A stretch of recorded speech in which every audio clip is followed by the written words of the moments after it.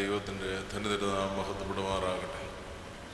കർത്താവിൽ പ്രിയ മാതാപിതാക്കളെ, സ്നേഹമുള്ള സഹോദരങ്ങളെ, കുഞ്ഞുങ്ങളെ, പരിശുദ്ധ പരിമള തിരുമയുടെ മധ്യസ്ഥതയിൽ ഭയപ്പെട്ടുകൊണ്ട് ഈ ദിവസത്തിൽ ദൈവസന്നിധിയിലായിരിക്കാനായിട്ട് നാം ശ്രമിക്കുകയാണ്.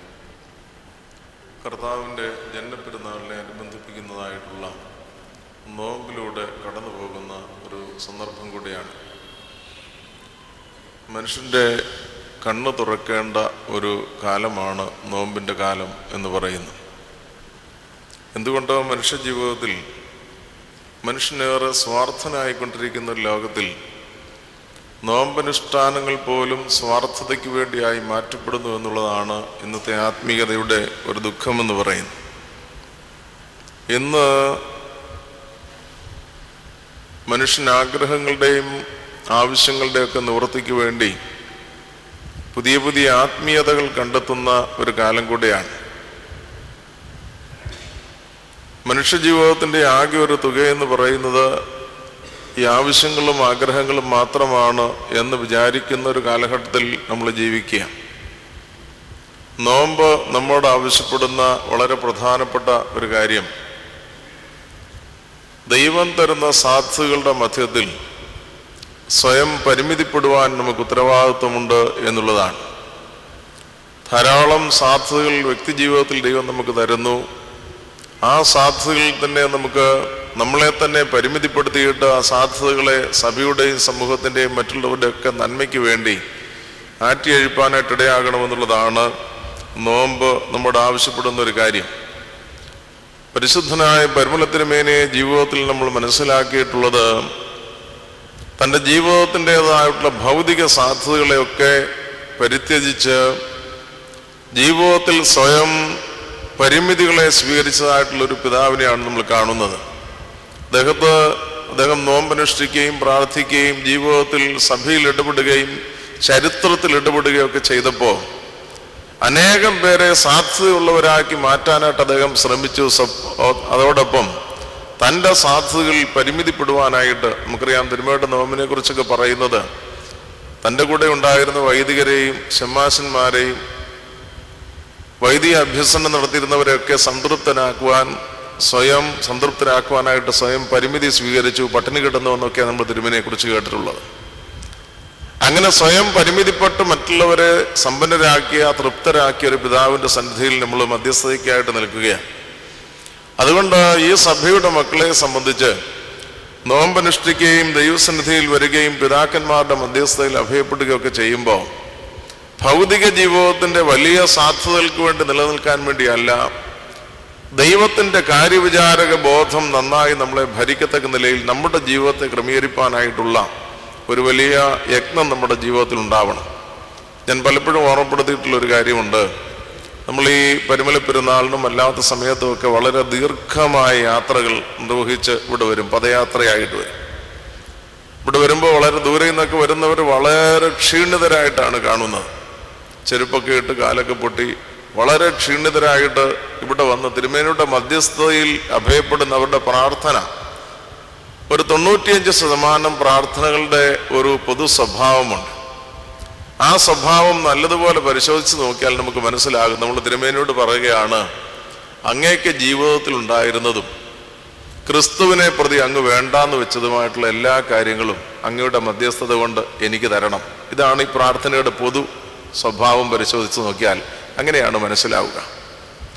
അതല്ലാതെ അങ്ങ് ജീവിച്ച ജീവിതം ഈ ലോകത്തിൽ ഞങ്ങൾക്ക് ജീവിക്കാൻ ഈ മരുഭൂമിയിൽ ഇതേറെ ശ്രമകരമാണെന്നും ഞങ്ങൾക്ക് ദൈവകൃപ വളരെ അനിവാര്യമാണ്, ക്രിസ്തീയ ബോധ്യത്തോടും ക്രിസ്തീയ മൂല്യത്തോടും ജീവിക്കുന്നത് വളരെ പ്രയാസകരമാണെന്നും ഏറെ നന്നായി വിശുദ്ധിയോടെ ജീവിച്ച അങ്ങയുടെ മധ്യസ്ഥത ആ ഒരു വലിയ കൃപ ഞങ്ങൾക്ക് ലഭിക്കുന്നതിന് മധ്യസ്ഥമാകണം എന്നുള്ളതൊന്നും അല്ല നമ്മുടെ ലക്ഷ്യം.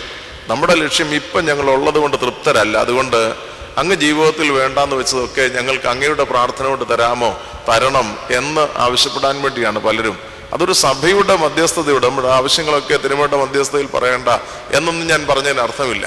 പക്ഷെ നമ്മുടെ ഉള്ളിൽ നമുക്കുണ്ടാകേണ്ട ഒരു ബോധം, ഈ പിതാവിനെ പോലെ നീതിയിലും വിശുദ്ധിയിലും വളരുവാനായിട്ടുള്ള ഒരു ജീവിതം കണ്ടെത്തുവാനായിട്ട് നമുക്ക് കഴിയുക എന്നുള്ളതാണ്. അത് കഴിയാതെ പോയാൽ ഈ ജീവിതത്തിന് വലിയ അർത്ഥമുണ്ടാകും എന്ന് തോന്നുന്നില്ല. പലപ്പോഴും വിശുദ്ധന്മാരോടുള്ള മധ്യസ്ഥതയുടെ പല അനുഭവങ്ങളും സഭയുടെ വിശ്വാസത്തെ ഖനിക്കുന്നതായിട്ട് എനിക്ക് തോന്നിയിട്ടുണ്ട്. ഈ പദയാത്രയ്ക്ക് മുമ്പിലിട്ടുകൊണ്ടുവരുന്നൊരു പാട്ടുണ്ട്. ഞാൻ ഷമ്മാസനായിരിക്കുന്ന കാലം തൊട്ട് കഴിഞ്ഞ ഒരു 24 വർഷമായിട്ട് ഞാൻ കേൾക്കുന്ന ഒരു പാട്ടാണ്. കഴിഞ്ഞ ഈ 2 വർഷത്തിലെ 13ലും 14ലും ഉള്ളൂ ഞാനധികം ഈ പദയാത്രയുമായിട്ട് ബന്ധപ്പെട്ട് മുമ്പിൽ നിന്നിട്ടില്ലാത്തതുകൊണ്ട് കേൾക്കാതെ പോയതുള്ളൂ. പദയാത്രയിൽ വരുന്ന ഒരു പാട്ട് എന്നെ വളരെ സങ്കടപ്പെടുത്തിയിട്ടുള്ളൊരു പാട്ടുണ്ട്.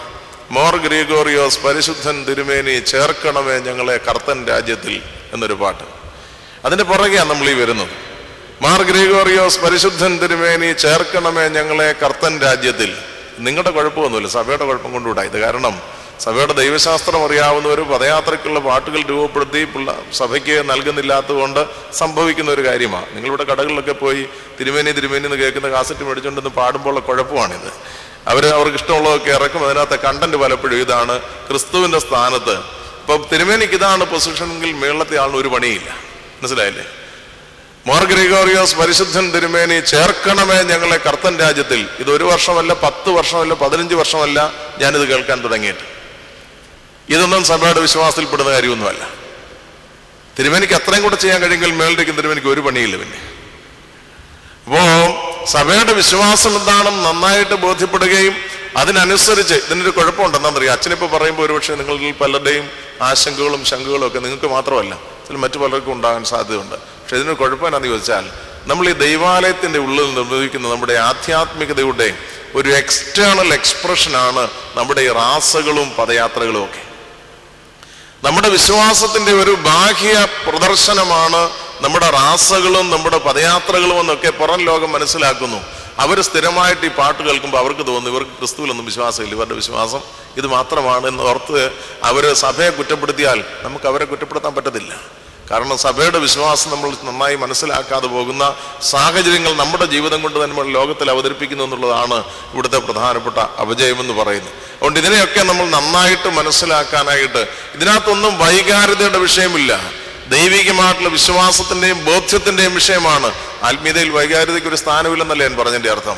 പക്ഷെ നമ്മുടെ ആരാധനകളുടെ സമീപനങ്ങളൊക്കെ യഥാർത്ഥമായിട്ടുള്ള സഭയുടെ ബോധ്യത്തിന്റെ ഭാഗമാകുന്നിടത്താണ് നമ്മുടെ ആത്മീയ ജീവിതം മറ്റുള്ളവർക്കൂട്ട് ഗുണപരമായിട്ടും മാതൃകാപൂർവമായിട്ടും ഭവിക്കുന്നത്.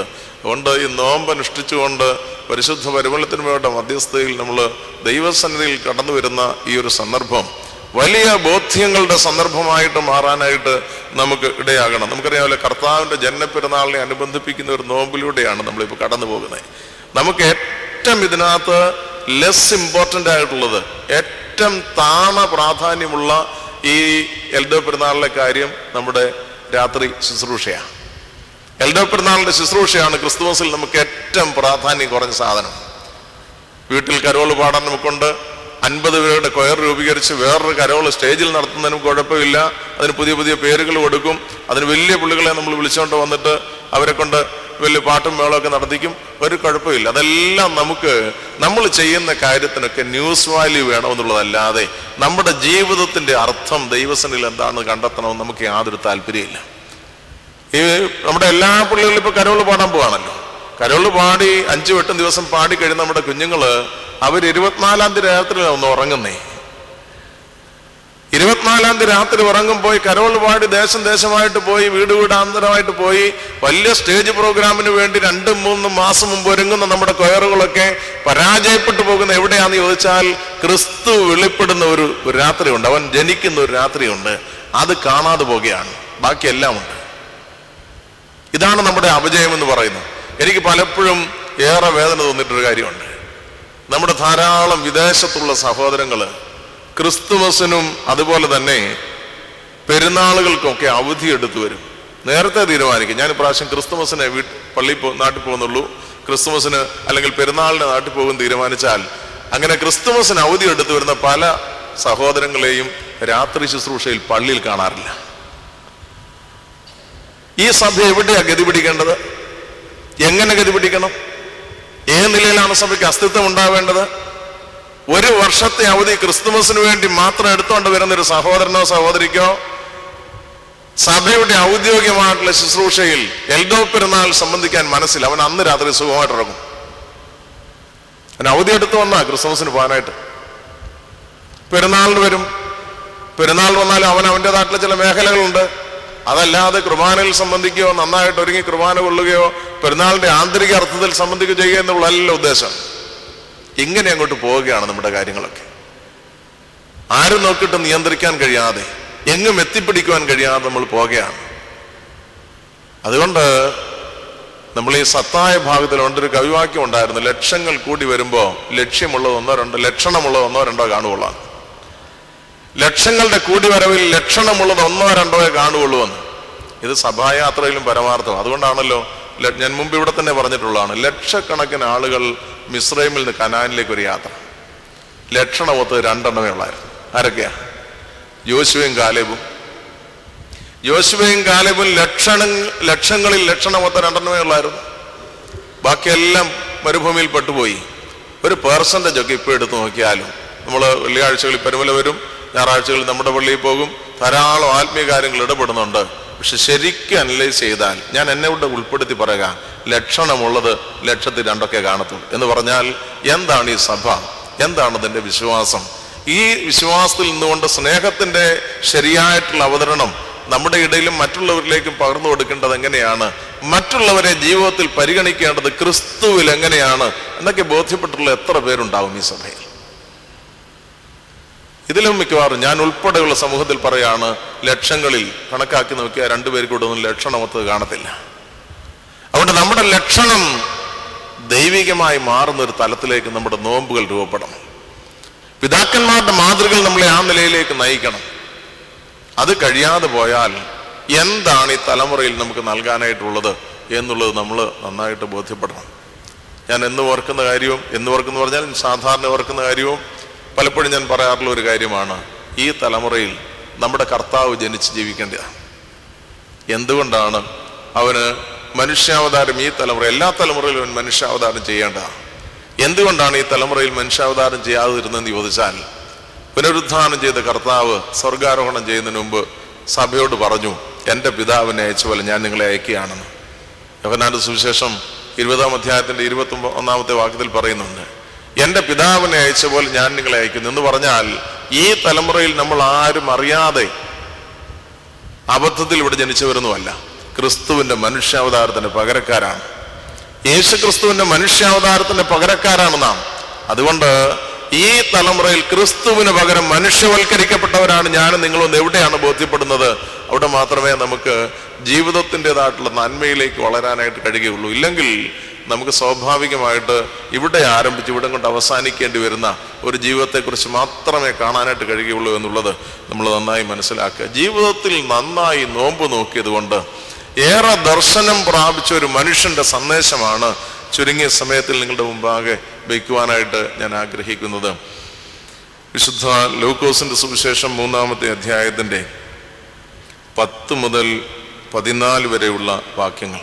വിശുദ്ധ ലൂക്കോസിന്റെ സുവിശേഷം 3-ാം അധ്യായം 10 മുതൽ 14 വരെയുള്ള വാക്യങ്ങൾ. എന്നാൽ ഞങ്ങൾ എന്തു ചെയ്യണമെന്ന് പുരുഷാരം അവനോട് ചോദിച്ചു. അതിനവൻ 2 വസ്ത്രമുള്ളവനില്ലാത്തവന് കൊടുക്കട്ടെ, ഭക്ഷണ സാധനങ്ങളുള്ളവനും അങ്ങനെ തന്നെ ചെയ്യട്ടെ എന്ന് ഉത്തരം പറഞ്ഞു. ചുങ്കക്കാരും സ്നാനമേൽപ്പാൻ വന്നു. ഗുരു, ഞങ്ങൾ എന്തു ചെയ്യണമെന്ന് അവനോട് ചോദിച്ചു. നിങ്ങളോട് കൽപ്പിച്ചതിൽ അധികമൊന്നും പിരിക്കരുത് എന്നവൻ പറഞ്ഞു. പടജനവും അവനോട് ഞങ്ങൾ എന്തു ചെയ്യണമെന്ന് ചോദിച്ചതിന്, ആരെയും ബലാത്കാരം ചെയ്യാതെയും ചതിയായി ഒന്നും വാങ്ങാതെയും നിങ്ങളുടെ ശമ്പളം മതിയെന്ന് വെപ്പീൻ എന്നവരോട് പറഞ്ഞു. നമ്മുടെ കർത്താവിൻ്റെ മുന്നോടിയായി നിയോഗം കിട്ടിയ സ്നാപക യോഹന്നാൻ, ഒരു പുരോഹിതന്റെ ഏക മകൻ, സാധ്യതയുള്ള ഒരു ഭവനത്തിൽ ജനിച്ച ഏകപുത്രൻ. ആ സാധ്യതകൾ നന്നായി ആറ്റിയഴിച്ച് ലോകപ്രകാരം സംതൃപ്തമായ ജീവിതം നയിക്കാനുള്ള എല്ലാ അനുഭവങ്ങളും കയ്യിലുണ്ടായിരുന്നവൻ. അവനെക്കുറിച്ച് പറയുന്നത് അവൻ വസിച്ചത് മരുഭൂമിയിലായിരുന്നു എന്നാണ്. അവന്റെ വസ്ത്രത്തിന്റെ പ്രത്യേകത പറയുന്നുണ്ട്. അർത്ഥനഗ്നനായിരുന്ന ഒരു മനുഷ്യൻ. അവന്റെ ഭക്ഷണത്തെക്കുറിച്ച് പറയുന്നത് ശാഖപദാർത്ഥങ്ങൾ മാത്രം കഴിച്ച ഒരു മനുഷ്യൻ. ജീവിതത്തിന്റെ തുടക്കം മുതൽ ഒടുക്കം വരെ തികഞ്ഞ നോമ്പുകാരനായിരുന്ന ഒരു മനുഷ്യൻ. ഒരു പുരോഹിതന്റെ ഏക മകൻ, ഏറെ സാധ്യതയുള്ള ഒരു ഭവനത്തിൽ ജനിച്ചവൻ, സ്വയം നോമ്പുകാരനായി, സാധ്യതയിൽ സ്വയം പരിമിതിപ്പെടുത്തുന്നവനായി, സ്വയം ജീവിതത്തിൽ ദൈവത്തെ കണ്ടെത്തുവാനായിട്ട് അവൻ ശ്രമിക്കുക. അതുകൊണ്ടാണ് യോഹന്നാന് ഒരു തലമുറയുടെ സന്ദേശമാകുവാനായിട്ട് കഴിഞ്ഞത്. ഞാൻ ഈ വായിച്ചു കേൾപ്പിച്ച വേദഭാഗത്തിൽ ഒരു സമൂഹത്തിന്റെ, ഒരു തലമുറയുടെ പരിച്ഛേദമാകുവാൻ കഴിയുന്ന 3 കൂട്ടർ വന്നിട്ട് യോഹന്നാനോട് ചോദിക്കുകയാണ്, ഞങ്ങൾ എന്താണ് ചെയ്യേണ്ടത്? ഈ 3 കൂട്ടരോടും യോഹന്നാന് പറയുവാൻ മറുപടിയുണ്ട്. എന്തുകൊണ്ടാണ് യോഹന്നാന് തന്റെ തലമുറയിൽപ്പെട്ട, തന്റെ അടുക്കൽ വന്ന, മാനസാന്തരം ആഗ്രഹിച്ചുകൊണ്ട് വന്ന എല്ലാവരോടും, എല്ലാ തലത്തിൽപ്പെട്ടവരോടും സന്ദേശം പറയാൻ കഴിയുന്നതെന്ന് ചോദിച്ചാൽ, അവനൊരു നോമ്പിന്റെ പുത്രനായിരുന്നു കൊണ്ടാണ്. ഏറെ സാധ്യതകൾ ഉണ്ടായിരുന്നിട്ടും സ്വയം പരിമിതിപ്പെടാൻ തന്നെ വിധേയപ്പെടുത്തിയത് കൊണ്ടാണ് തനിക്ക് മറ്റുള്ളവരുടെ മുൻപാകെ ഒരു സന്ദേശമുണ്ടായത്. ഇവിടെ നാം നമ്മോട് ചോദിക്കണം, എന്തുകൊണ്ടാണ് എൻ്റെ ജീവിതത്തിൽ പ്രത്യേകിച്ചൊരു സന്ദേശമില്ലാതെ പോകുന്നത്? ക്രിസ്തുവിന് പകരം മനുഷ്യവൽക്കരിക്കപ്പെട്ടിട്ട്, മനുഷ്യാവതാരം ചെയ്തിട്ട്, ഈ തലമുറയിൽ ക്രിസ്തുവിന് പകരം ജനിച്ചിട്ട് അവൻ ചിന്തിക്കുന്ന പോലെ ചിന്തിപ്പാനും, സംസാരിക്കുന്ന പോലെ സംസാരിപ്പാനും, അവൻ ഇടപെടുന്ന പോലെ ഇടപെടുവാനും ഒരു വിളി ഉണ്ടായിട്ട് എന്തുകൊണ്ടാണ് ഈ തലമുറയിൽ ദൈവികമായൊരു സന്ദേശം മറ്റുള്ളവർക്ക്, നമ്മളോട് ജീവിതത്തിൽ അടുത്ത് വരുന്നവർക്ക് നൽകാനായിട്ടില്ലാതെ പോകുന്നത്? എന്തുകൊണ്ടാണ് പരിമല തിരുമേനിക്ക് ഇന്നും തലമുറകളോടൊരു സന്ദേശമുള്ളത് എന്നുള്ളത് നമ്മൾ ആലോചിച്ച് നോക്കണം.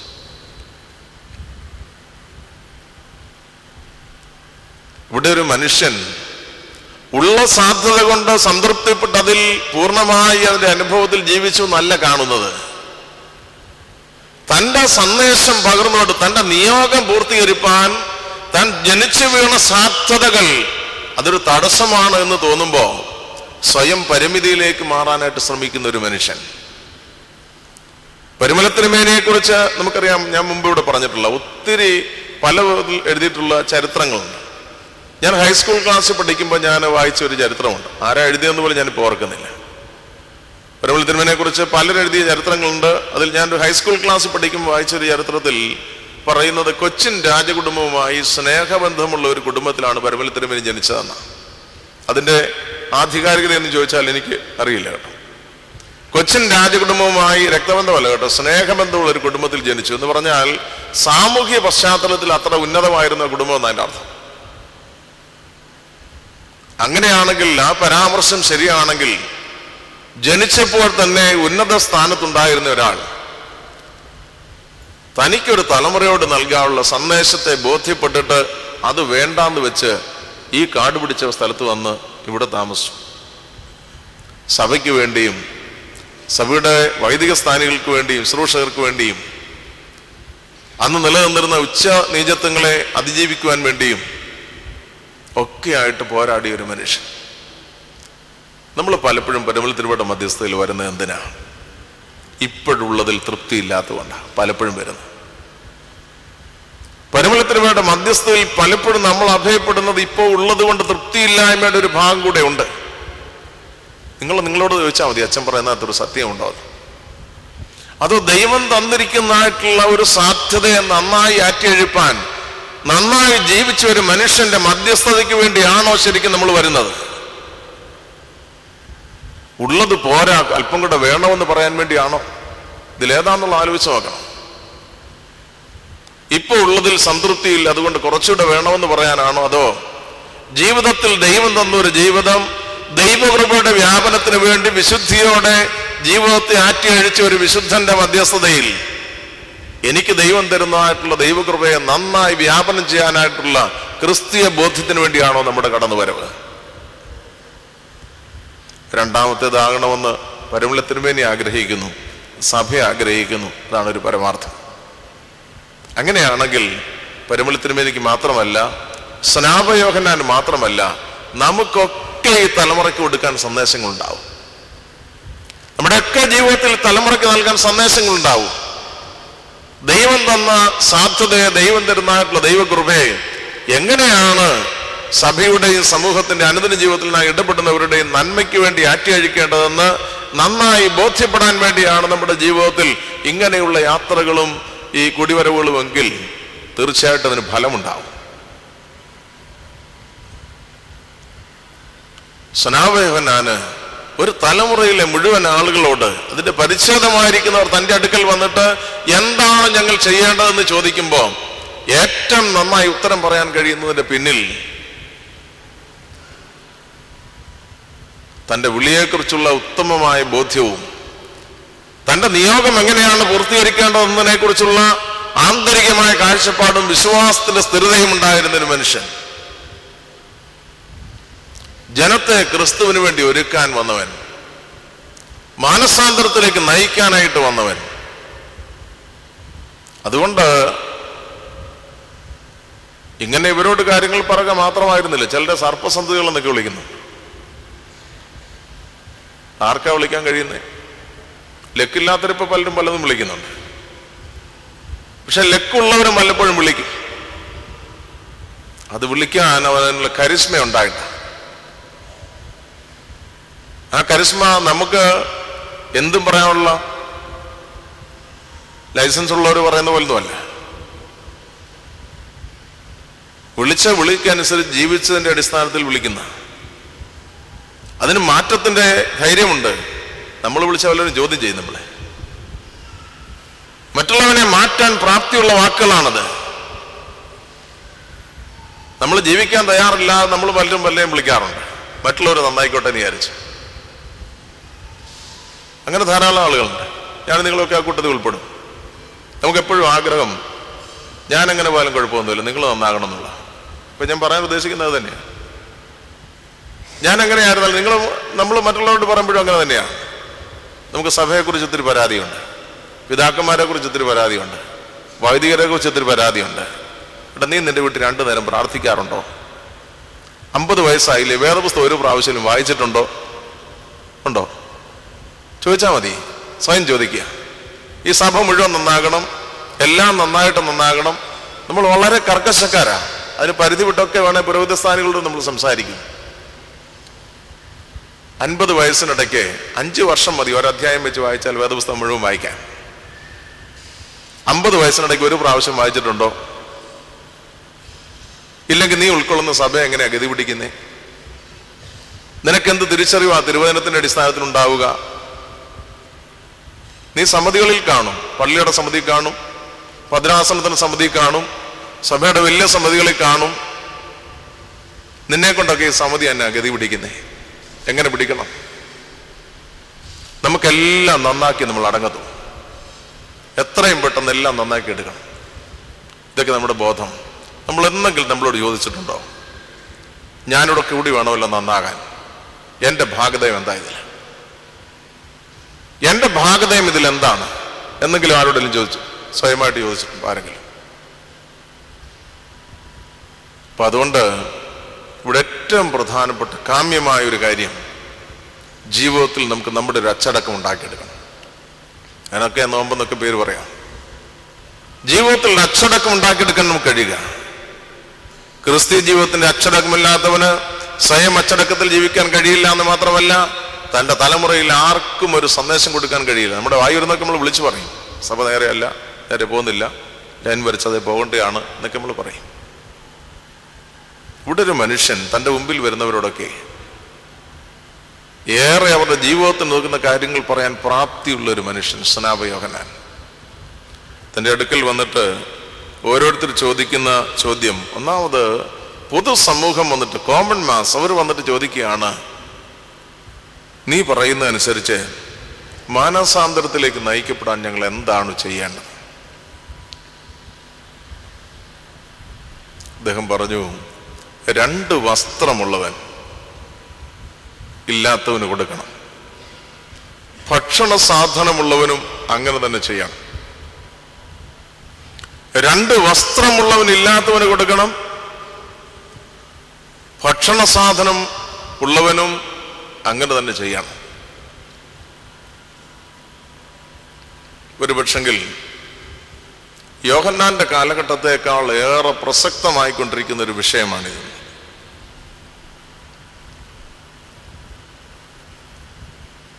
മനുഷ്യനായി പിറക്കുന്നവനൊക്കെ അവന്റെ ജീവിതത്തിന്റെ അടിസ്ഥാന ആവശ്യങ്ങൾ നിറവേറ്റാൻ ദൈവം അവകാശം കൊടുത്താണ് ഈ ലോകത്തിലേക്ക് വിടുന്നത്.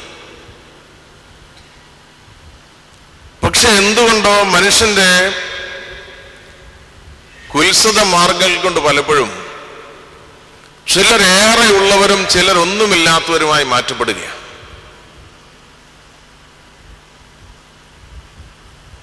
ഇത് യോഹന്നാൻ നാളുകൾക്ക് മുമ്പ് തൻ്റെ മുമ്പിൽ കണ്ടു. എനിക്ക് തോന്നുന്നു നമ്മുടെ വിശ്വാസ ജീവിതത്തിൽ നമ്മളുടെ മടങ്ങിപ്പോക്ക് അനിവാര്യമായിരിക്കുന്ന ഇവിടെയാണ്.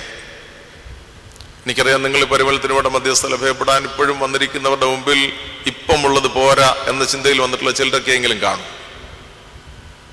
എനിക്ക് അവരോടും പറയാനുള്ളത്, നിങ്ങൾക്കൊരു മടങ്ങിപ്പോക്ക് അനിവാര്യമാണ്.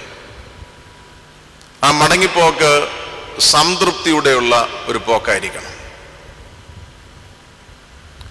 ഇപ്പോഴുള്ളത് പോരാ എന്ന് ചിന്തിക്കുന്നവൻ ഇപ്പോഴുള്ളത് അധികമാണ് എന്ന് ചിന്തിക്കുന്ന തലത്തിലേക്ക് മടങ്ങിപ്പോകണം. ഇപ്പോൾ കയ്യിലുള്ളത് മറ്റു പലർക്കൂടെ ഉള്ളതാണ് എന്ന് തിരിച്ചറിയാൻ കഴിയുന്നതിലേക്ക് മടങ്ങിപ്പോകണം. ഇതൊരു തലമുറയുടെ നിലനിൽപ്പിന് വളരെ അനിവാര്യമായിട്ടുള്ളൊരു കാര്യം. ഇപ്പൊ 2 വസ്ത്രമുള്ളവനില്ലാത്തവന് കൊടുക്കണം, ഭക്ഷണ സാധനമുള്ളവനും അങ്ങനെ ചെയ്യണമെന്ന് പറഞ്ഞാൽ, ഇപ്പൊ വീട്ടിൽ പോയി അലമാര തുറന്നു നോക്കി 50 സാരി ഉള്ള ആള് 25 2 കെട്ട് കെട്ടി ഒന്നെടുത്ത് അലമാരിൽ വെച്ചിട്ട് മറ്റേത് ഓട്ടോറിക്ഷ വിളിച്ച് 25 സാരിയും കൊണ്ടുപോയി മറ്റുള്ളവർക്ക് കൊടുക്കുന്നത് ആക്ഷരികമായിട്ട് അങ്ങനെയൊക്കെ പറയാം. അതിനപ്പുറം ഇതിന് അർത്ഥമുണ്ട്. നീ നിന്റെ ജീവിതത്തിൽ ഒരു ചുവട് വെക്കുമ്പോൾ നിന്റെ ചുറ്റുപാടുകളെ ബോധ്യപ്പെടാതെ ചുവട് വെക്കാൻ പാടില്ല.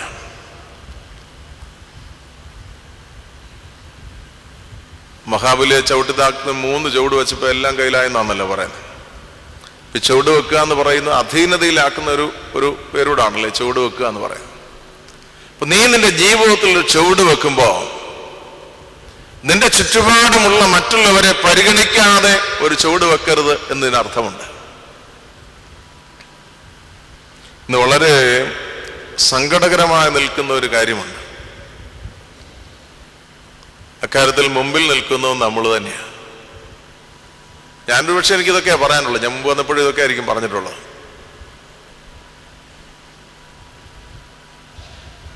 ഏറ്റവും സങ്കടകരമായ ഒരു കാര്യം, ഈ ജീവിതത്തിൽ നമുക്ക് ഇപ്പോ 10 ഏക്കർ സ്ഥലമുള്ള ഒരാള് അടുത്ത് കിടക്കുന്ന 15 ഏക്കർ സ്ഥലം കൂടെ പ്രത്യേകിച്ച് കോമ്പറ്റീഷനോടുണ്ടെങ്കിൽ വേറൊരാൾ പറഞ്ഞതിനേക്കാൾ 100 രൂപ കൂടുതൽ കൊടുത്തിട്ട് മേടിക്കുന്നതിന് പ്രയാസമില്ലാത്ത നസ്രാണികളിൽ ഒരു നാടായത്. അവൻ ഒരിക്കൽ പോലും ജീവിതത്തിൽ ചിന്തിക്കുന്നില്ല, എന്തുവാ എന്നോടൊപ്പം കുർബാന അനുഭവിക്കുന്ന എത്രയോ സഹോദരങ്ങളാണ് 2 സെന്റ് സ്ഥലത്ത് 2 മുറിയിൽ ഒരു വീട് വെക്കാൻ അണിയില്ലാത്ത. ഇന്നത്തെ കാലത്ത് ഒരു നിവർത്തികേടുകാരന് സ്വന്തമായി 2 സെന്റ് സ്ഥലം മേടിച്ച് 2 മുറിയിൽ വീട് വെക്കാൻ പറ്റുമോ? ആരുണ്ടാക്കിയതാ അത്? ആരുണ്ടാക്കിയ വൈതരണിയാ അത്? നല്ല നസ്രാണി ഉണ്ടാക്കിയ വൈതരണിയാ. നല്ല നസ്രാണി ഉണ്ടാക്കി, അതായത് എന്നോടൊപ്പം കുർബാന അനുഭവിക്കുന്നതിന്റെ കാര്യം മാത്രമൊന്നുമില്ല. ഞാനത് കുറച്ചുകൂടെ ഒരു അറ്റാച്ച്മെന്റിന് വേണ്ടി പറഞ്ഞു എന്നുള്ളതേ ഉള്ളൂ. സഭ എന്ന് പറയുന്നതിന്റെ അടിസ്ഥാന അർത്ഥം ഒരു പെഡഗോഗിക്കൽ നോളജിന് വേണ്ടിയിട്ട് സ്നാനമേറ്റ് സഭയോട് ചേർന്ന സഹോദരവൃത്തത്തെ കുറിച്ച് സംസാരിക്കുമെങ്കിലും സഭ എന്ന വാക്കിന്റെ ഒരു വൈഡർ മീനിങ് ഉണ്ട്. അതെന്താന്ന് ചോദിച്ചാൽ, ക്രിസ്തുവിലൂടെ പിതാവാൻ ദൈവത്തിൽ എത്തുവാനുള്ള ആത്യന്തിക സമൂഹത്തിന്റെ പേരാണ് എന്ത്? സഭയെന്ന് പറയുന്നത്. അതിൽ മനുഷ്യൻ മാത്രമൊന്നുമല്ല ഉള്ളത്. എഫേസ്യ ലേഖനം 1-ാം അധ്യായം 10-ാം വാക്യം പറയുന്നത്, all things in heaven and on earth will be united in Christ at his second coming എന്നാ. all things എന്നാ പറയുന്നത്. സ്വർഗത്തിന് മുകളിലുള്ള എല്ലാ സാധനവും, അതിൽ മനുഷ്യനും വരും. പുത്രത്വത്തിനായി ഞരങ്ങിക്കൊണ്ട് സർവ്വ സൃഷ്ടിയും ഏറ്റുനോവോട്ടിരിക്കുന്ന പറയുന്നത്. ഓർത്തഡോക്സ് സഭയുടെ രക്ഷാസിദ്ധാന്തത്തിൽ മനുഷ്യൻ മാത്രമല്ല ഉൾപ്പെടുന്നത്, ദൈവത്തിന്റെ മുഴുവൻ സൃഷ്ടിയും ഉൾപ്പെടും. അപ്പൊ ദൈവത്തിന്റെ മുഴുവൻ സൃഷ്ടിയും ഉൾപ്പെടുമെങ്കിൽ നമ്മിലുള്ള ദൈവത്തിന്റെ സാധ്യതകളെ നമ്മൾ ആറ്റിയഴിക്കേണ്ടത് സഭയ്ക്കുള്ളിൽ മാത്രമല്ല. ഇത് നമ്മുടെ പള്ളികളൊക്കെ നേരിടുന്ന ഒരു വലിയ വിഷയമുണ്ട്. എന്താന്ന് ചോദിച്ചാല്, ഒരു വീട് വെച്ച് കൊടുക്കുന്നതോ ഒരു ചികിത്സയ്ക്ക് സഹായം കൊടുക്കുന്നതോ ഒക്കെ മിടുമിടുക്കരായ ആളുകളാണല്ലോ ഇപ്പൊ നമുക്ക് കമ്മിറ്റികളിലുള്ളത്. അവരൊക്കെ നിർബന്ധം പിടിക്കും.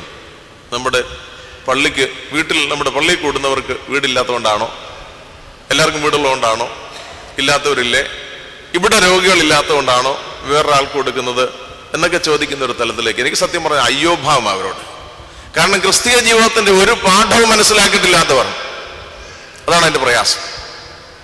ക്രിസ്തീയ ജീവിതത്തിൽ ഒരു പാഠവും മനസ്സിലാക്കിയിട്ടില്ലാത്തവർ. ഞാൻ പലപ്പോഴും ഓർത്തിട്ടുണ്ട്, നമ്മുടെ സഭയ്ക്ക് ഇത്രയും സാമ്പത്തിക ശേഷി ഉണ്ടായത് എങ്ങനെയാണ്? നമ്മുടെ ആളുകൾ ഒത്തിരി പേര് ഗൾഫിൽ പോയി ജോലി ചെയ്തുകൊണ്ടാണ്. കുറേയധികം നേഴ്സുമാർ അമേരിക്കയിൽ പോയി, അവരെയൊന്നും നമ്മൾ ഓർക്കാറ് പോലും ഇല്ലല്ലോ. കുറെ നേഴ്സുമാർ അമേരിക്കയിൽ പോയി കഷ്ടപ്പെട്ട് അവരുടെ റിട്ടേൺ കൊണ്ടും, കുറെ പേര് ഗൾഫിൽ പോയി കഷ്ടപ്പെട്ട് അവരുടെ റിട്ടേൺ കൊണ്ടൊക്കെ സഭ ഇത്രയും സാമ്പത്തികമായിട്ടുണ്ട്. ഈ സഭയിൽ എല്ലാ സഭകളും, നമ്മുടെ വ്യക്തിപരമായ നമ്മുടെ വീടുകൾ, എൻ്റെ വീട് ഉൾപ്പെടെ ഭൂരിപക്ഷം പേരും മുസ്ലിം രാജ്യത്ത് പോയാൽ കഷ്ടപ്പെട്ടെ. ഈ മുസ്ലിങ്ങൾക്കൊക്കെ നേർച്ചയുണ്ടായിരുന്നു, നമ്മൾ കേരളത്തിൽ ജനിച്ചവരെല്ലാം അവിടെ കൊണ്ടുപോയി ജോലി കൊടുത്ത് ജീവിതമാർഗം ഉണ്ടാക്കി ഉണ്ടായിരുന്നു. അവിടെ പോയി ജോലി ചെയ്തിട്ട് വരുന്ന പലരും പറയുന്നത് നമ്മുടെ പള്ളിക്ക് അപ്പുറം ആർക്കും ഒന്നും കൊടുക്കരുതെന്ന്. എന്തൊരു വൈരുദ്ധ്യം, എന്തൊരു കോൺട്രഡിക്ഷനാണ് അത്. നമ്മൾ നമ്മുടെ ഒരു ജീവിതം കണ്ടെത്തി നമ്മുടെ വീട് കൊണ്ടല്ല, നമ്മുടെ നാട് കൊണ്ടല്ല, ഭാരതത്തിന്റെ ഉള്ളിൽ കൊണ്ടല്ല, വിദേശത്ത് പോയി മറ്റു മതസ്ഥരായിട്ടുള്ളവരുടെ ഇടയിൽ പോയി ജോലി ചെയ്ത് പണം ഉണ്ടായിക്കൊണ്ട് വന്നവന് ഇവിടെ വരും പറയുന്നത് എന്താ? ഒരു കമ്മിറ്റിയിൽ കയറി കഴിയും പറയുന്നത് എന്തുവാ? പള്ളിയുടെ സാധ്യത നമ്മുടെ പള്ളിയുടെ ബൗണ്ടറിക്ക് പുറത്തും കൊടുക്കാൻ പാടില്ല. അവൻ രോഗിയാക്കി തന്നെ കഴിയട്ടെ, അവൻ വീടില്ലാത്തവനായി തന്നെ കഴിയട്ടെ. നമ്മുടെ മനസ്സ് വിശ്വാസത്തിൽ വളർന്ന് ഇത്രയൊക്കെ മാത്രമേ ഉള്ളൂ. ഈ ചോദിക്കുന്ന മിടുക്കൻ എന്താ സ്വന്തം വീട് കൊണ്ട് ജീവിത മാർഗം കണ്ടെത്താഞ്ഞ്? അതിന് നാടും നാട്ടുകാരും ഒക്കെ വേണം. അതിന് പിന്നെ ഒരു വീമ്പോടെ പറഞ്ഞു, ഞങ്ങൾ പോയില്ലായിരുന്നു, അവര് പട്ടിണിയായി പോയനെ.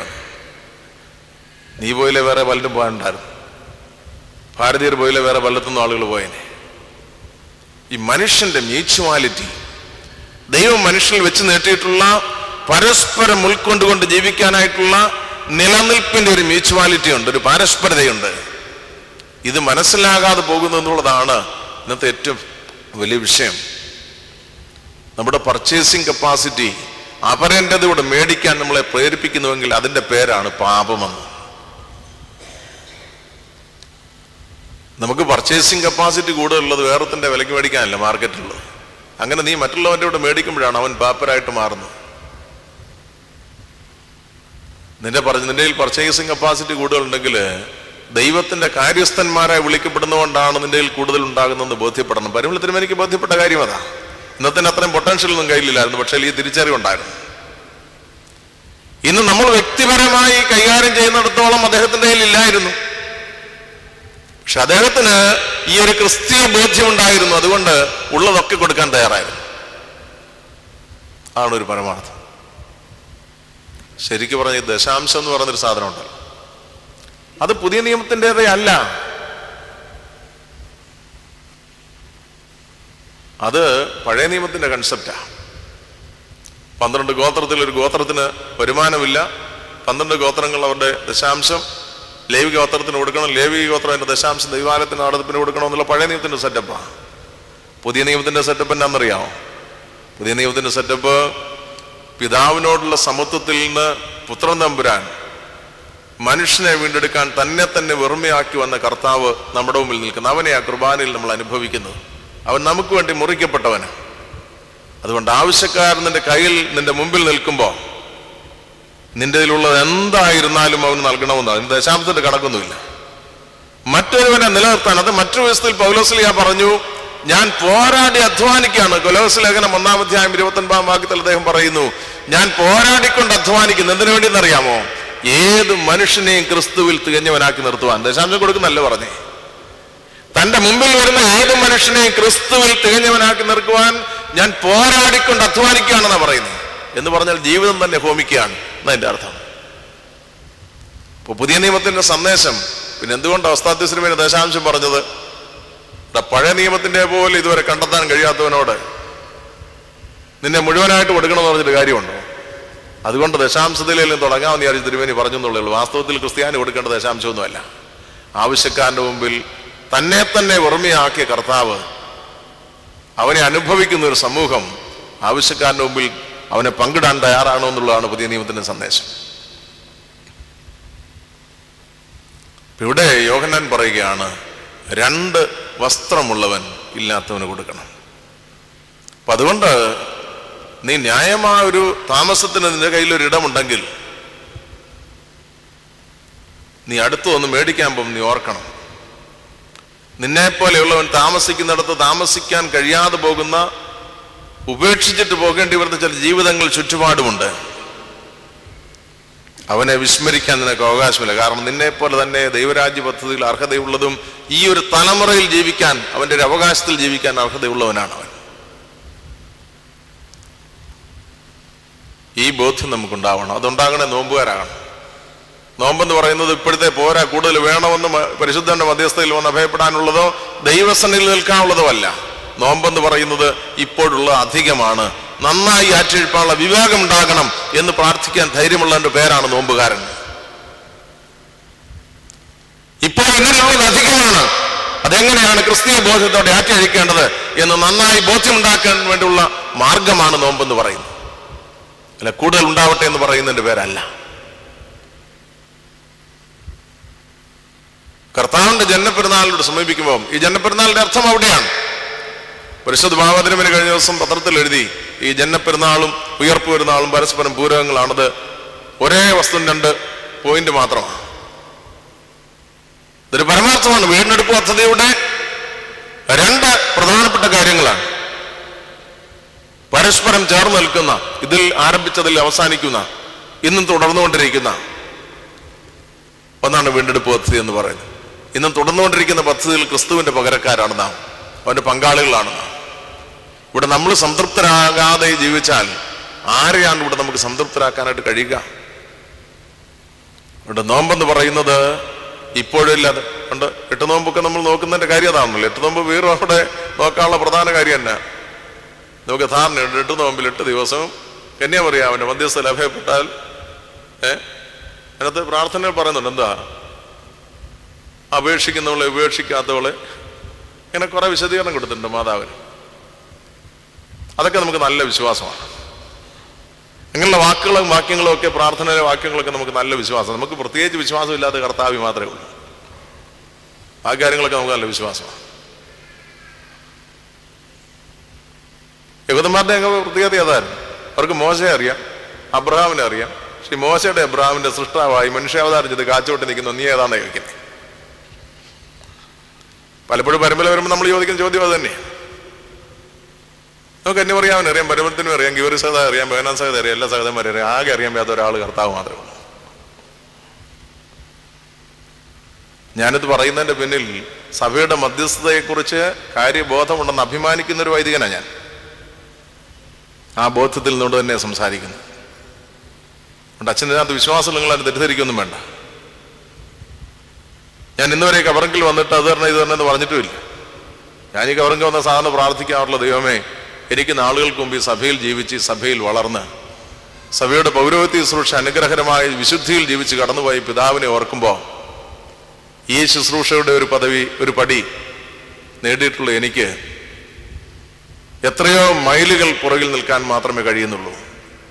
ഈ പിതാവിനെ പോലെ നീതിയിലും വിശുദ്ധിയിലും ഈ ശുശ്രൂഷ നിർവഹിക്കാനുള്ള കൃപ തരണമേ, പരിശുദ്ധ പിതാവേ, ആ കൃപയ്ക്കായി പ്രാർത്ഥിക്കണമേ. ഇത്രയും കാര്യം മാത്രമേ ഞാൻ ഇത്രയും കാലം ഈ കബറിൽ വന്നിട്ട് പ്രാർത്ഥിച്ചിട്ടുള്ളൂ. വേറൊരു കാര്യം ഞാൻ പറഞ്ഞിട്ടില്ല. എൻ്റെ കാര്യം നിങ്ങളുടെയൊക്കെ നടക്കുന്ന പോലെ നടക്കുന്നുണ്ട്. നിങ്ങളുടെ കാര്യങ്ങളൊക്കെ നടക്കുന്ന പോലെ എൻ്റെ കാര്യം നടക്കുന്നുണ്ട്. അത്രയൊന്നും ഇല്ലായിരിക്കാം. But I am so satisfied with what I have. ഉള്ളതിലൊക്കെ ന്യായമായ സംതൃപ്തി എനിക്കുണ്ട്. ഞാൻ പലപ്പോഴും ഓർത്തിട്ടുണ്ട്. ഞാൻ മാത്രമല്ല, നമ്മുടെ വൈദ്യസ്ഥാനികളോടൊക്കെ ചോദിച്ചാൽ മനസ്സിലാവും. ഈ കുർബാന അർപ്പിക്കുന്ന സമയത്ത് നിങ്ങൾ കുറേ പേരുകളുണ്ടാവും.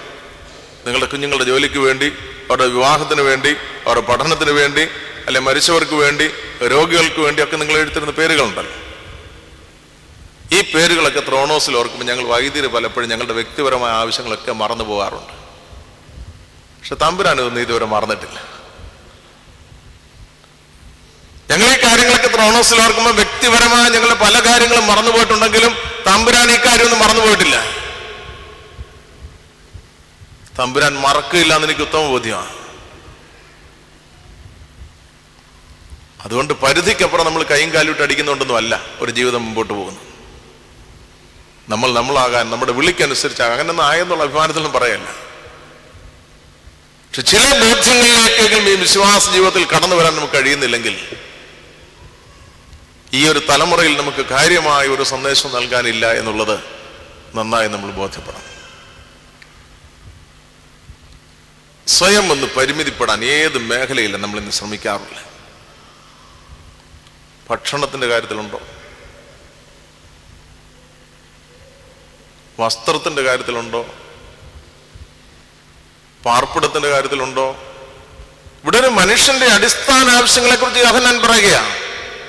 2 വസ്ത്രമുള്ള ഇല്ലാത്തവന് കൊടുക്കണം, ഭക്ഷണ സാധനമുള്ളവൻ വാങ്ങുന്നതിനെ കൊടുക്കണമെന്ന് പറയുമ്പോ ഇതിനകത്ത് വസ്ത്രവും ഭക്ഷണവും പാർപ്പിടവും അടിസ്ഥാന ആവശ്യങ്ങളൊക്കെ ഉണ്ട്. ഇതിനകത്ത് അതിനേക്കാൾ അടിസ്ഥാന ആവശ്യങ്ങളാണല്ലോ ഈ വായുവും വെള്ളവും എന്ന് പറയുന്നത്. നമ്മളെ കൊണ്ട് ഇന്ന് എത്രയോ തലത്തിലാണ് ഈ വായുവും വെള്ളവും മലിനമായിക്കൊണ്ടിരിക്കുന്നത്. നമ്മൾ ആലോചിച്ച് നോക്കേണ്ട കാര്യമാണ്. നമ്മളൊന്നും അറിയുന്നില്ല.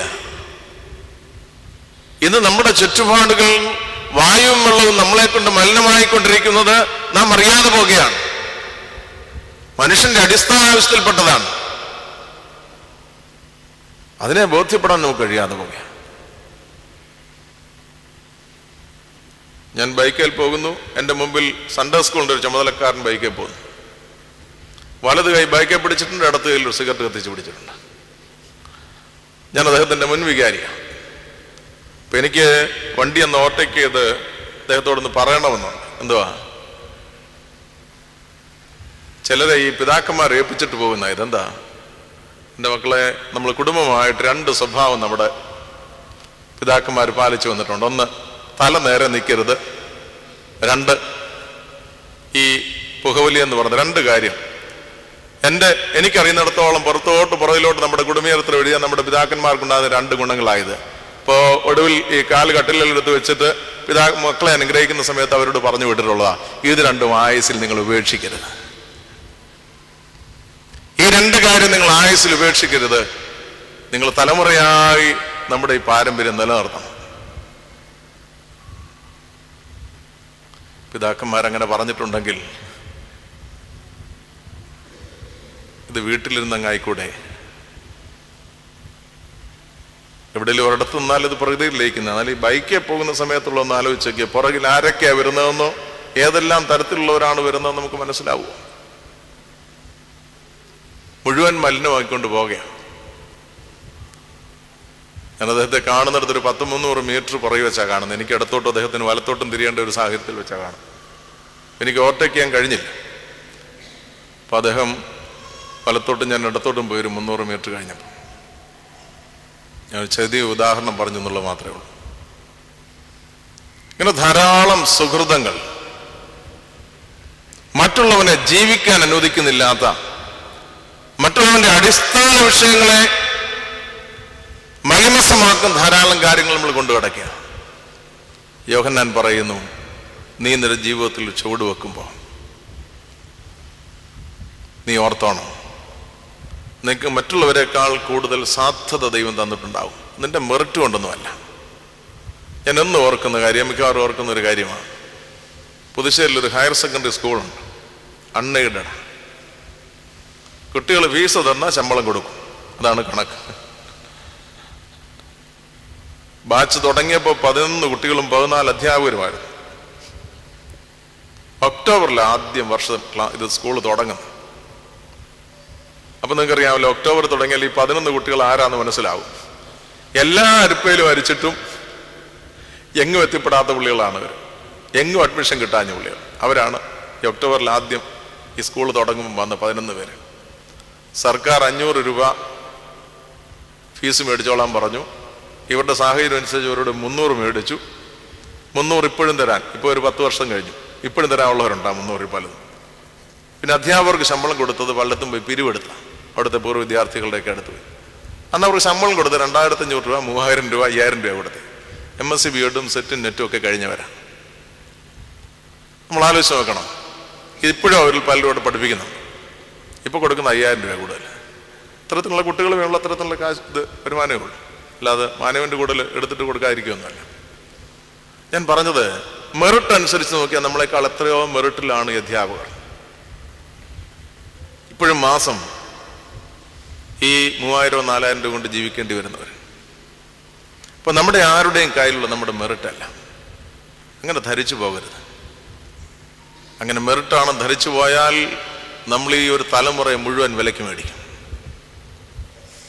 ഞാൻ ഓർക്കുന്നു, മുമ്പൊരു പള്ളിയിൽ വികാരിയായിരുന്നപ്പോൾ ഭദ്രാസനത്തിലുള്ള ഒരു കളക്ഷന് വേണ്ടി ഒരു വീട്ടിൽ പോയി. ആ വീട്ടിൽ ചെന്നപ്പോൾ മാതാപിതാക്കൾ അവിടെ ഉണ്ട്. വലിയ റെസ്പോൺസ് ഒന്നുമുള്ള ഒരു വീടല്ല, അത് അറിഞ്ഞുകൊണ്ട് തന്നെയാണ് പോയത്. 2 മക്കളുണ്ട്. ഒരു മകൻ കുടുംബമായിട്ട് വിദേശത്താണ്, ഗൾഫിലാണ്. മകൾ കുടുംബമായിട്ട് ഇംഗ്ലണ്ടിലാണ്. ഈ മാതാപിതാക്കന്മാർ ഇംഗ്ലണ്ടിൽ പോയി 3 മാസം താമസിച്ചിട്ട് വന്നതാണ്. അമ്മയ്ക്കൊരു ചെറിയ പനിയൊക്കെ ഉണ്ടായിട്ട് കൂടുതൽ ആൾ നിൽക്കാൻ കഴിയാതെ അവിടുന്ന് പോരുന്നയാളാണ്. ഇവിടെ മിലിറ്ററി ജോലി ഉണ്ടായിരുന്നത് കഴിച്ചിട്ട് ബാങ്കിൽ ജോലി ചെയ്ത് സാമാന്യം വരുമാനം ഉണ്ടായിരുന്ന ഒരാളാണ്. ഭദ്രാസനത്തിന് പൊതുവായസത്തിന് വേണ്ടി 1000 രൂപയുടെ ഒരു കൂപ്പണാണ്. അവിടെ ചെന്നപ്പോൾ അദ്ദേഹം എന്നോട് കാര്യങ്ങളൊക്കെ പറഞ്ഞു കഴിഞ്ഞപ്പോൾ എന്നോട് പറയുക, അദ്ദേഹത്തിൻ്റെ പിതാവ് ഒരു അധ്യാപകനായിരുന്നു. അദ്ദേഹത്തിനോട് ചോദിച്ച ഒരു ചോദ്യം, അച്ഛാ, ഞാൻ അധ്വാനിച്ചു പഠിച്ചു, ഞാൻ പണമുണ്ടാക്കി, അത് ദൈവം തന്നതാണെന്ന് പറഞ്ഞാൽ ആരാ അച്ഛ അംഗീകരിക്കുന്നത്? രണ്ടാമത്തെ ഒരു ചോദ്യം, ഞാൻ എൻ്റെ ചെറുപ്പത്തിൽ ഏറെ ബുദ്ധിമുട്ട് ജീവിച്ചപ്പോൾ ഈ ദൈവം എവിടെയായിരുന്നു എന്നൊരു ചോദ്യം. കർത്താവ് ഇനിയും മനുഷ്യാവതാരം ചെയ്താലും ഈ മനുഷ്യനെ നന്നാക്കാൻ പറ്റുമെന്ന് എനിക്ക് ധാരണയില്ല. അതുകൊണ്ട് നാവ് പൊങ്ങരുത്. ഇങ്ങനെയൊന്നും നാവ് പൊങ്ങരുത്. പള്ളിയിൽ വരാറുണ്ട്, നേരം പോക്കിന് വേണ്ടിയാണ്. ഒരു കുരിശ് പോലും വരയ്ക്കാറില്ല. നന്നായിട്ട് വരയ്ക്കാൻ അറിയത്തുമില്ല. കാര്യം അധ്വാനിക്കായിരുന്നല്ലോ പരിപാടി. ഇടയ്ക്ക് കുരിശ് വരയ്ക്കാൻ മറന്നുപോയി. കുരിശ് വരയ്ക്കുന്ന എങ്ങനെയൊന്ന് പഠിച്ചില്ല, അത് മറന്നുപോയി. ഒരു ഘട്ടത്തിലും ഇങ്ങനെ ചോദിച്ചു കളയരുത്. അദ്ദേഹം വളരെ ബുദ്ധിമുട്ട് ജീവിച്ച ആളല്ല. അല്പം വസ്തു ഉണ്ടായിരുന്നു, പിതാവ് ഒരു അധ്യാപകനായിരുന്നു. പക്ഷെ അദ്ദേഹം ചോദിച്ച ചോദ്യമാണ്, ഒരക്ഷരം മാറ്റാതെ ഞാൻ പറഞ്ഞു. ഇപ്പം സത്യം പറഞ്ഞാൽ വെടി ഏറ്റതുപോലെയുള്ള ഒരു അത്ര സ്റ്റക്കായിപ്പോയി ഞാൻ ഈ ചോദ്യത്തിൻ്റെ മുമ്പിൽ. ഞാൻ പഠിച്ചു, ഞാൻ ജോലി ചെയ്തു, ഞാൻ പണമുണ്ടാക്കി, ദൈവം തന്നതാണെന്ന് പറഞ്ഞാൽ ആരാ അംഗീകരിക്കുന്നത്? എൻ്റെ ചെറുപ്പത്തിൽ ഞാൻ ബുദ്ധിമുട്ട് ജീവിച്ചപ്പോൾ ഈ ദൈവം എവിടെയായിരുന്നു ചോദിച്ച ഒരു നല്ല ഓർത്തഡോക്സുകാരൻ. മരിക്കുമ്പോൾ അടക്കാൻ തിരുമേനിയെ വിളിക്കും. തിരുമേനി വരും. 12 അച്ഛന്മാരിലും മിനിമം ഉണ്ടാവണം. അതൊക്കെ എൻ്റെ ഇഷ്ടപ്പെട്ട കാര്യങ്ങൾ. നമ്മൾ പ്രാർത്ഥിക്കുമല്ലോ, നല്ല അടക്കം പ്രാപിക്കാൻ യോഗ്യരാക്കണേ. നല്ല മരണവും നല്ല അടക്കവും. അടക്കം കഴിയുമ്പോൾ പിള്ളേർ ചോദിക്കും, എങ്ങനെ ഉണ്ടായിരുന്നു അടക്കം? അവർക്ക് സംതൃപ്തി, എല്ലാവർക്കും സംതൃപ്തി. ഇതിൻ്റെ പേരാണോ ജീവിതം? ഇതിൻ്റെ പേരാണോ ജീവിതം? അതുകൊണ്ട് നമുക്ക് ജീവിതത്തിൽ ഉണ്ട് എന്ന് പറയുന്നത് ചിലരെയൊക്കെ വീണ്ടെടുക്കുവാൻ വേണ്ടി അല്ലെങ്കിൽ പിന്നെ അതുകൊണ്ട് അർത്ഥമില്ല. അനുദിന ജീവിതത്തിൽ നമ്മുടെ മുമ്പിൽ വരുന്ന വ്യക്തികളെയും സാഹചര്യങ്ങളെയും സംഭവങ്ങളെയും വീണ്ടെടുക്കാൻ അല്ലെങ്കിൽ ഈ ജീവിതം കൊണ്ട് അർത്ഥമില്ല എന്നുള്ളത് നമുക്ക് നന്നായിട്ട് മനസ്സിലാവണം.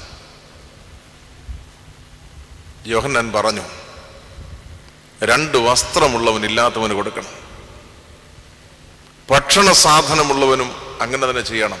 പൗലോസ് പറഞ്ഞതിന്റെ യഥാർത്ഥ അർത്ഥം, ഞാൻ നന്നായി പോരാടിക്കൊണ്ട് അധ്വാനിക്കുകയാണ്. എന്തിനാ? ഏത് മനുഷ്യനെയും ക്രിസ്തുവിൽ തികഞ്ഞവനാക്കി നിർത്തുവാൻ. എന്തിനാ ഈ പരിമലത്തിന് വേണ്ടി വീടും കൂടും ഒക്കെ വിട്ടുവിടാൻ താമസിച്ചത്? ഏത് മനുഷ്യനെയും ദൈവകൃപയിൽ തികഞ്ഞവനാക്കി നിർത്തുവാൻ. അമ്മായിമ്മയ്ക്ക് വെള്ളം കൊടുക്കാത്ത ആളിനും കന്യാമറിയാവിന്റെ മധ്യസ്ഥയിൽ അഭിപ്രായപ്പെടുന്നതിന് കുഴപ്പമൊന്നുമില്ല. 8 ദിവസം 8 നോമ്പ് നോക്കാം. എന്താണ് അർഹതയെന്ന് ആലോചിച്ച് നോക്കിയാൽ മതി. വീട്ടിൽ പ്രായമുള്ള ആളിന് അവരുടെ പരിമിതിയുണ്ട്, ധാരാളം പരിമിതിയുണ്ട്. ഞാൻ പലപ്പോഴും പറയാറുണ്ട്, നമ്മുടെയൊക്കെ വീട്ടിൽ പ്രായമുള്ളവർക്ക് പരിമിതി 70 വയസ്സിൽ ആരംഭിച്ചെങ്കിൽ നമുക്കൊക്കെ പരിമിതി 55 വയസ്സിൽ ആരംഭിക്കും. അടുത്ത തലമുറ നമ്മളെ സഹിക്കേണ്ടതാണ്. അവരുടെ പരിമിതി 70ാമത്തെ വയസ്സിൽ നമ്മൾ സഹിക്കാൻ തുടങ്ങിയെങ്കിൽ പലപ്പോഴും നമ്മുടെയൊക്കെ 60 വയസ്സ് 55 വയസ്സിൽ നമ്മുടെ പരിമിതി നമ്മുടെ അനന്തര തലമുറ അനുഭവിക്കേണ്ടി വരും. എന്നൊക്കെ പിടിച്ചു നിൽക്കാനായിട്ട് കഴിയണമെങ്കിൽ നമുക്ക് ഏറെ ബോധ്യങ്ങൾ ഉണ്ടായെങ്കിൽ മാത്രമേ കഴിയുകയുള്ളൂ. അതുകൊണ്ട് 2 വസ്ത്രമുള്ളവൻ ഇല്ലാത്തവന് കൊടുക്കുക എന്ന് പറഞ്ഞാൽ ആരോഗ്യമുള്ള ഒരു സമൂഹത്തെ കെട്ടിപ്പടുക്കുവാനായിട്ട് നമ്മുടെ ഉത്തരവാദിത്വം. ഞാനിവിടെ മുമ്പ് പറഞ്ഞിട്ടുള്ളൊരു സംഭവം പറയാം. നമ്മുടെ കുഞ്ഞുങ്ങളൊക്കെ 1-ാം സ്ഥാനത്ത് വരാനൊക്കെ എന്നും ബഹളം വെക്കുന്നവരാണ്. ദൈവം കൊടുത്ത കൃപയ്ക്ക് അനുസരിച്ച് എല്ലാവരും വളരട്ടെ, അനിവാര്യമായിട്ടുള്ള കാര്യം. എങ്കിലും ഒരു തലമുറ ആരോഗ്യപരമായിട്ട് മുമ്പോട്ട് പോകത്തുള്ളൂ. ഞാനൊരു പക്ഷെ മുമ്പ് പറഞ്ഞിട്ടുള്ളതാകാം, 2010 കോമൺവെൽത്ത് ഗെയിംസ് നടന്നു. കേരളത്തിന്റെ ഒരു പെൺകുട്ടി ഇവിടെ മത്സരിക്കാനുണ്ട് ട്രിപ്പിൾ ജമ്പിൽ, പ്രജുഷ എന്ന് പറയുന്ന കുട്ടി. ഫൈനലിൽ അവൾക്ക് വെള്ളി മെഡൽ കിട്ടി. ഇപ്പൊ കേരളത്തിൽ അവളെ അറിയാവുന്ന മുഴുവൻ പേരും പ്രാർത്ഥിച്ചു. എന്താണെന്നറിയാമോ? സ്വർണം കിട്ടാനായിട്ട്. കായിക താല്പര്യമുള്ള ആളുകളൊക്കെ പ്രാർത്ഥിച്ചു സ്വർണം കിട്ടാനായിട്ട്. അവൾക്ക് വെള്ളി കിട്ടി. മനോരമ ന്യൂസുകാരൻ, ചാനലുകാരൻ അവിടെ അടുത്ത് എന്നിട്ട് ചോദിച്ചു, ഫൈനലിൽ കഴിഞ്ഞപ്പോൾ,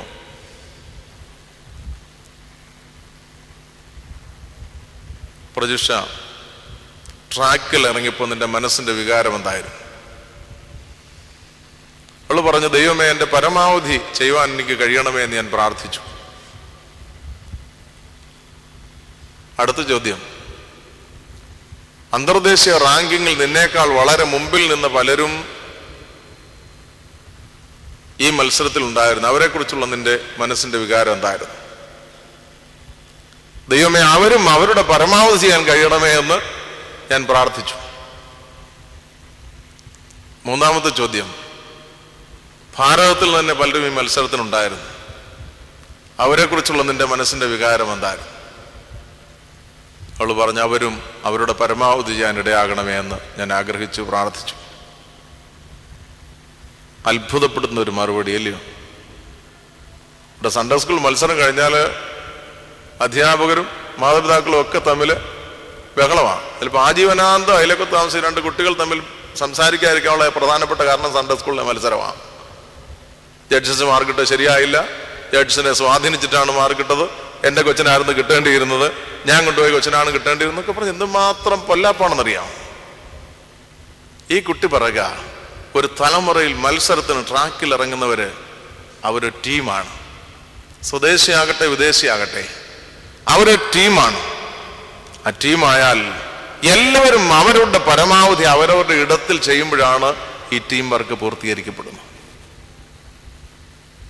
ഈ തലമുറയിൽ ജീവിക്കുന്ന നമുക്ക് നമ്മുടെ സൺഡേ സ്കൂൾ കുഞ്ഞുങ്ങളോട് യോജിച്ചാൽ മതിയല്ലോ അവരുടെ മനോഭാവം അറിയാനായിട്ട്. നമ്മൾ അങ്ങനെ അവരെ രൂപപ്പെടുത്തിയിടുന്നു. അവർക്ക് പരാതിയില്ലെങ്കിലും കൊണ്ടുപോകുന്ന അധ്യാപികമാർക്ക് പരാതി ഉണ്ടാകും. കാര്യം അവരാ കൂടുതലും, പുരുഷന്മാരിപ്പോൾ അധികം അധ്യാപകരില്ല,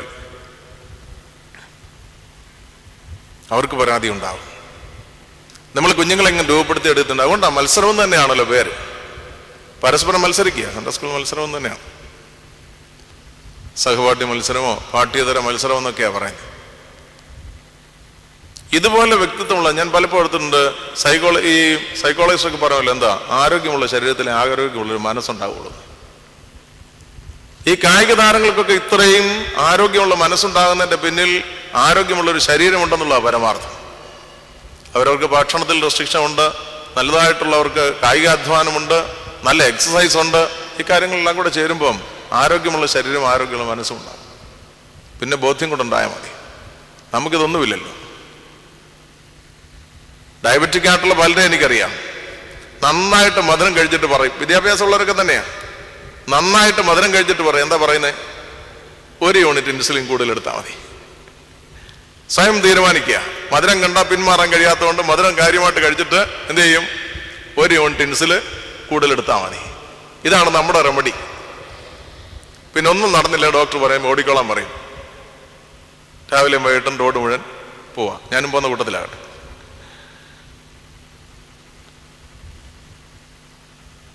അപ്പോൾ നമ്മുടെ ജീവിതത്തിന്റെ സംതൃപ്തിയെക്കുറിച്ച്, ഇത് ടീം വർക്കാണ്. നമ്മുടെ കൂടെ ഈ തലമുറയിൽ ദൈവം തന്നിരിക്കുന്നവരൊക്കെ നമ്മളോളം അർഹതയുള്ളവരാണ് നമുക്ക് ബോധ്യപ്പെടുന്നിടത്ത്. നാം ജീവിതത്തിൽ ഏത് കാര്യത്തിന് ഇറങ്ങിത്തിരിക്കുമ്പോഴും സ്വർഗത്തിലേക്ക് നോക്കി ബോധ്യം പ്രാപിപ്പാനും ഇടം വലം നോക്കി മറ്റുള്ളവരെ ഉൾക്കൊള്ളുവാനും നമുക്ക് കഴിയുമെന്നുള്ളതാണ് പരമാർത്ഥം. രണ്ടാമതൊരു കൂട്ടര് യോഹന്നാന്റെ അടുത്ത് വന്നു. അവര് പറയുന്നത് ചുങ്കക്കാരാണ്. ഞങ്ങൾ എന്താ ചെയ്യേണ്ടതെന്ന് ചോദിച്ചു. കർത്താവരോട് പറഞ്ഞു, നിങ്ങളുടെ ഇപ്പോൾ പ്രധാനപ്പെട്ട വിഷയം എന്താ? കയ്യിലിരിപ്പ് കൊണ്ട് തിരസ്കരിക്കപ്പെട്ടവരാ നിങ്ങൾ. യോഹന്നാൻ അവരോട് പറയുന്നത്, കൽപ്പിച്ചതിൽ കൂടുതൽ വാങ്ങാതിരുന്നാൽ നിങ്ങൾക്ക് നിങ്ങളുടെ സ്ഥാനങ്ങളിലിരിക്കാം. കൽപ്പിച്ചതിൽ കൂടുതൽ വാങ്ങരുത് എന്നാണ് പറയുന്നത്. ചുങ്കക്കാരും സ്നാനമേൽപ്പാൻ വന്നു. ഗുരു, ഞങ്ങൾ എന്ത് ചെയ്യണമെന്ന് അവനോട് ചോദിച്ചു. നിങ്ങളോട് കൽപ്പിച്ചതിലധികം പിരിക്കരുത് എന്നവൻ പറഞ്ഞു. ഇന്നത്തെ ഒരു പ്രധാനപ്പെട്ട വിഷയമാണിത്, കൽപ്പിച്ചതിൽ അധികം പിരിക്കുക എന്നുള്ളത്. ഞാൻ നിങ്ങളുമൊക്കെ ഏതാണ്ട് അതേ സ്ഥാനത്ത് നിൽക്കുകയാണ്. ഞാനിപ്പോൾ ഇരിക്കുന്ന പള്ളിയുടെ പണി നടന്നുകൊണ്ടിരിക്കുക, പുതിയ പള്ളിയുടെ. അപ്പോൾ സ്വാഭാവികമായിട്ട് കൂടുതൽ പിരിക്കണമെന്ന് അച്ഛന് തോന്നുമല്ല. അച്ഛന് കൂടുതൽ പിരിക്കണമെന്ന് തോന്നുമ്പോൾ അച്ഛൻ്റെ വീട്ടിൽ കൊണ്ടുപോകാൻ അല്ലെങ്കിൽ പോലും ജനത്തിന് സ്വാഭാവികമായിട്ട് ചെറിയ പരാതികളൊക്കെ ഉണ്ടാകും. അപ്പോൾ അവരുടെ പ്രതീക്ഷയ്ക്ക് അധികം പിരിക്കുമ്പോൾ, പക്ഷെ ഇവിടെ പറയുന്ന ഈ പിരിവെന്ന് പറയുന്നത് ചുങ്കക്കാരുടെ പിരിവിനെ കുറിച്ച് സാമ്പത്തികമാണെങ്കിൽ ഞാൻ പറയാൻ ആഗ്രഹിക്കുന്ന പിരിവ് സാമ്പത്തികമല്ല. സാമ്പത്തികം ഉണ്ട്, കൂട്ടത്തിൽ തന്നെ ഉള്ളൂ. മറ്റുള്ളവരുമായ ബന്ധത്തിൽ നമുക്കാകാവുന്നതിൽ അപ്പുറമാകാൻ പാടില്ല. പണപ്പിരിവിന്റെ കാര്യം മാത്രമല്ല, ഒരു വൈദികനും ഇടവജനങ്ങളും തമ്മിലുള്ള ബന്ധത്തിൽ, മാതാപിതാക്കളും കുഞ്ഞുങ്ങളും തമ്മിലുള്ള ബന്ധത്തിൽ, ഗുരുജനങ്ങളും വിദ്യാർത്ഥികളും തമ്മിലുള്ള ബന്ധത്തിൽ, അങ്ങോട്ടും ഇങ്ങോട്ടും ഇതിന് ഒരു പ്രകൃതി നിയമമുണ്ട്, ദൈവത്തിന്റെ കൽപ്പനയുണ്ട്. അതിലപ്പുറമാകാനായിട്ട് പാടില്ല. അങ്ങനെ ആയാൽ എന്ത് ചെയ്യും? സ്വയം തിരസ്കരിക്കപ്പെടും. അർഹിക്കുന്നതിൽ കൂടുതൽ പിരിക്കുന്നവൻ സ്വയം തിരസ്കരിക്കപ്പെടും. ഇത് സ്വാഭാവികമായൊരു വിഷയമാണ്. നാം ആലോചിച്ച് നോക്കിയാൽ മതി. ബന്ധങ്ങളിൽ എവിടെയെങ്കിലുമൊക്കെ ബന്ധത്തിന് അകൽച്ച സംഭവിച്ചിട്ടുണ്ടെങ്കിൽ, ബന്ധം മറ്റുപോകുന്നതായി എവിടെയെങ്കിലും നമുക്ക് തോന്നുന്നെങ്കിൽ, ആദ്യമൊക്കെ നമ്മൾ കുറ്റം പറയുന്നത് ഈ ബന്ധത്തിന് അങ്ങേവശത്ത് നിന്നയാളെയാണ്. സ്വയം ഒരു വിമർശനത്തോടെ സ്വയമായിട്ടൊന്ന് വിശകലനം ചെയ്ത് നോക്കണം അവനവന്റെ ജീവിതത്തെ.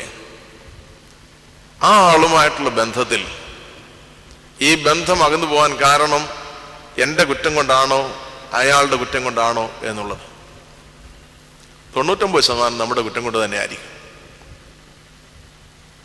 ഇനി മാതാപിതാക്കന്മാർക്ക് കുഞ്ഞുങ്ങളുടെ പ്രാപ്തിക്കപ്പുറം അവർ പഠിക്കണമെന്ന് നിർബന്ധമുള്ളവരാ. ഇടം വലം വിടത്തില്ല, ശ്വാസം വിടാൻ സമ്മതിക്കത്തില്ല മാതാപിതാക്കന്മാർ. നന്നായി പഠിക്കുന്ന കുട്ടികളെ പോലും, ആരുടെയും കമ്പൽഷൻ കൂടാതെ നന്നായി പഠിക്കുന്ന കുട്ടികളെ പോലും ശ്വാസം വിടാൻ അനുവദിക്കാത്ത മാതാപിതാക്കന്മാരുണ്ട്. മാതാപിതാക്കന്മാർ അറിയണം, ഈ കുഞ്ഞുങ്ങളുടെ മനസ്സിൽ നിങ്ങൾ ചെറുതായിക്കൊണ്ടിരിക്കുകയാണ്. നിങ്ങളാകണ്ട, നമ്മളായിക്കോട്ടെ. ഈ കുഞ്ഞുങ്ങളുടെ മനസ്സിൽ നമ്മൾ ചെറുതായിക്കൊണ്ടിരിക്കുകയാണ്. ആ ആളുടെ പ്രാപ്തിക്കപ്പുറം ആളായിരിക്കണമെന്ന് വിചാരിച്ചാൽ ദൈവം ആളിന് കൊടുക്കുന്നിടം വരെ പോകാൻ പറ്റുള്ളൂ. നിങ്ങൾ എത്ര നിർബന്ധിച്ചാലും ഒരു വ്യക്തിക്ക് ആകാൻ ദൈവം കൊടുത്ത സാധ്യതയ്ക്ക് അപ്പുറം പോകാനായിട്ട് കഴിയില്ല. അതിന് താഴെ നിൽക്കാൻ കഴിയും. അല്പം റെസ്പോൺസിബിൾ ആയാൽ മതി. ആൾ എത്ര ശ്രമിച്ചാലും ദൈവം കൊടുത്ത സാധ്യതയ്ക്ക് അപ്പുറം പോകാൻ കഴിയില്ല. അപ്പൊ നമ്മൾ വീണ്ടും പുഷ് ചെയ്തുകൊണ്ടിരിക്കുക, ഇതിനപ്പുറം പോകണമെന്ന് പറഞ്ഞ്. ഏറെ സ്നേഹമുള്ള കുഞ്ഞുങ്ങൾ പലപ്പോഴും മറുപടി പറയാറില്ലായിരിക്കാം, മാതാപിതാക്കന്മാരുടെ കരുതൽ അനുഭവിക്കുന്ന ബോധ്യമുള്ളവര്. എന്നാലും അവർക്കൊരു അസഹിഷ്ണുതയുണ്ട്. ഏറ്റവും നന്നായി പഠിച്ച് സ്കൂളിൽ ടോപ്പിൽ വന്നൊരു കുട്ടി അവളുടെ അമ്മയുടെ ഇറിറ്റേഷൻ സഹിക്കാൻ വന്നപ്പോൾ അപ്പനോട് പറഞ്ഞു, പപ്പാ, എനിക്ക് മമ്മിയോട് നേരിട്ട് ഞാനൊന്നും പറഞ്ഞിട്ടില്ല, ഇനിയും പറയാൻ ഞാൻ ആഗ്രഹിക്കുന്നുമില്ല. പപ്പ മമ്മിയോട് പറയണം, I am also A human being, ഞാനൊരു മനുഷ്യജന്മമാണ് എന്ന് പപ്പ മമ്മിയോട് ഒന്ന് പറഞ്ഞേക്കണം. അപ്പൊ കുഞ്ഞിന്റെ മനസ്സിൽ ഇപ്പോഴും അമ്മയുടെ മുഖത്ത് നോക്കി എതിര് പറയാനായിട്ട് അവൾക്ക് കഴിയുന്നില്ലേ പോലും, അവൾ അമ്മയെ കണ്ടിരുന്നതിൽ അല്പം അമ്മ ചെറുതാകാൻ തുടങ്ങിയിട്ടുണ്ട് അവളുടെ മനസ്സിൽ. അതിന്റെ ആദ്യപടിയാണ് അവൾ പറയുന്നത്. അപ്പോ ഈ അമ്മ ഈ കുഞ്ഞിന്റെ ജീവിതത്തിൽ അർഹിക്കുന്നതിൽ കൂടുതൽ പിരിക്കുന്നുവെന്ന് അവൾക്ക് തോന്നുകയാണ്. അർഹിക്കുന്നതിൽ കൂടുതൽ ഈ അമ്മ മകളുടെ ജീവിതത്തിൽ നിന്ന് പിരിക്കുന്നുവെന്ന് തോന്നിയപ്പോ ഈ മകള് പറയുകയാണ്, പപ്പ മമ്മിയോട് പറയണം I am also A human being എന്ന് പറഞ്ഞാൽ പല അർത്ഥങ്ങളുണ്ട് അതിന്. എനിക്ക് കഴിയുന്നതിന് പരമാവധി ചെയ്യാം, ഞാനൊരു മനുഷ്യക്കുട്ടിയാണ്. വേറൊരർത്ഥം ഇത് സഹിക്കുന്നതിന് എനിക്കൊരു പരിമിതിയുണ്ട്, ഞാനൊരു മനുഷ്യജീവിയാണ് എന്നൊക്കെ അതിനർത്ഥമുണ്ട്. നമ്മൾ ആലോചിച്ച് നോക്കാം. ഒരു വൈദികൻ എന്നുള്ള നിലയിൽ ജനത്തിന്റെ മുമ്പിൽ നിൽക്കുമ്പോൾ അർഹിക്കുന്നതിനപ്പുറം ഞാൻ പിരിച്ചിട്ടുണ്ടോ എന്ന് അന്വേഷിക്കേണ്ടത് എന്റെ ഉത്തരവാദിത്വമാണ്. മാതാപിതാക്കൾ എന്നുള്ളതിൽ നമ്മൾ നമ്മുടെ കുഞ്ഞുങ്ങളുടെ മുമ്പിൽ നിൽക്കുമ്പോൾ അർഹിക്കുന്നതിൽ കൂടുതൽ അവരിൽ നിന്ന് പിരിക്കാൻ ശ്രമിച്ചിട്ടുണ്ടെങ്കിൽ അവരുടെ മനസ്സിൽ നീ തിരസ്കൃത സ്ഥാനത്താണ്. നീ ഒറ്റ കാര്യം ചെയ്താൽ മതി, അമ്മയുടെ സ്ഥാനത്ത്, അപ്പന്റെ സ്ഥാനത്ത്, വൈദികന്റെ സ്ഥാനത്ത് നിന്നെ കൽപ്പിച്ചതിൽ അപ്പുറം നീ പിരിക്കുന്നില്ല എങ്കിൽ നിന്റെ ബന്ധം ഊഷ്മളമായിരിക്കും.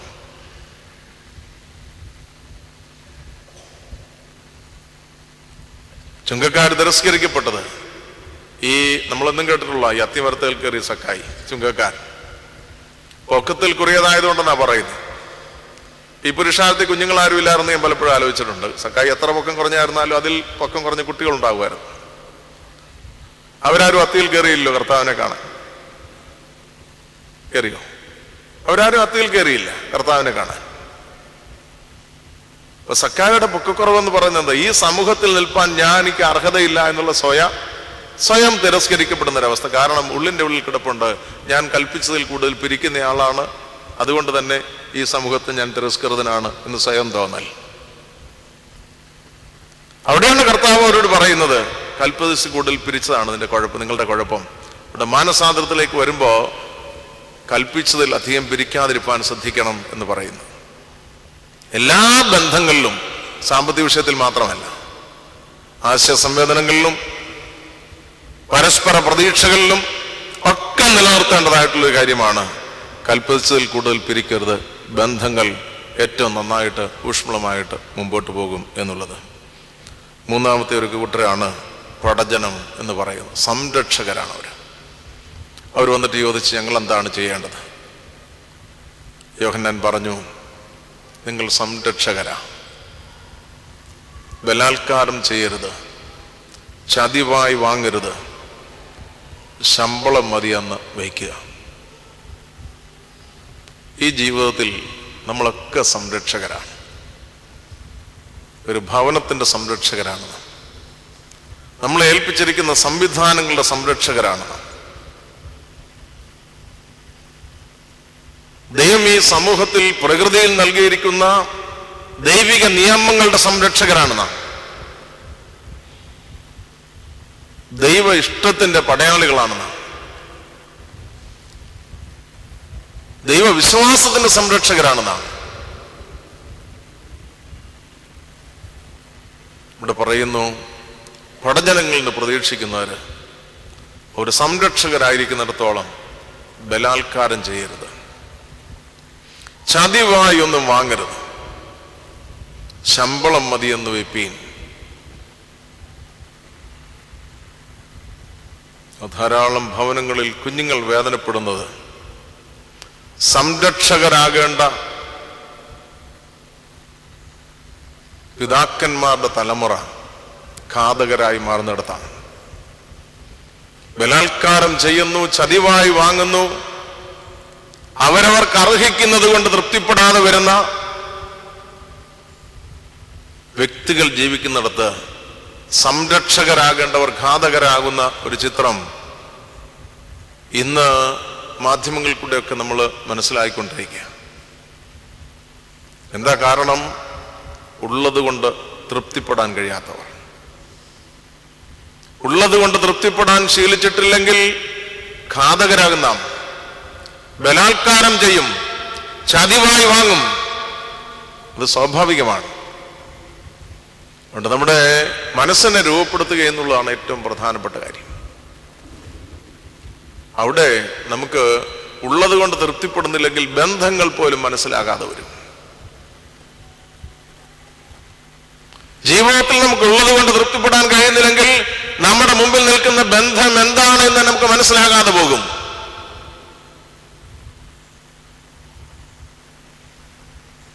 അത് ഈ തലമുറയെ വളരെ ദാരുണമായ അനുഭവങ്ങളിലേക്ക് കൊണ്ടുപോകുന്ന ഒരു കാലമാണിത്.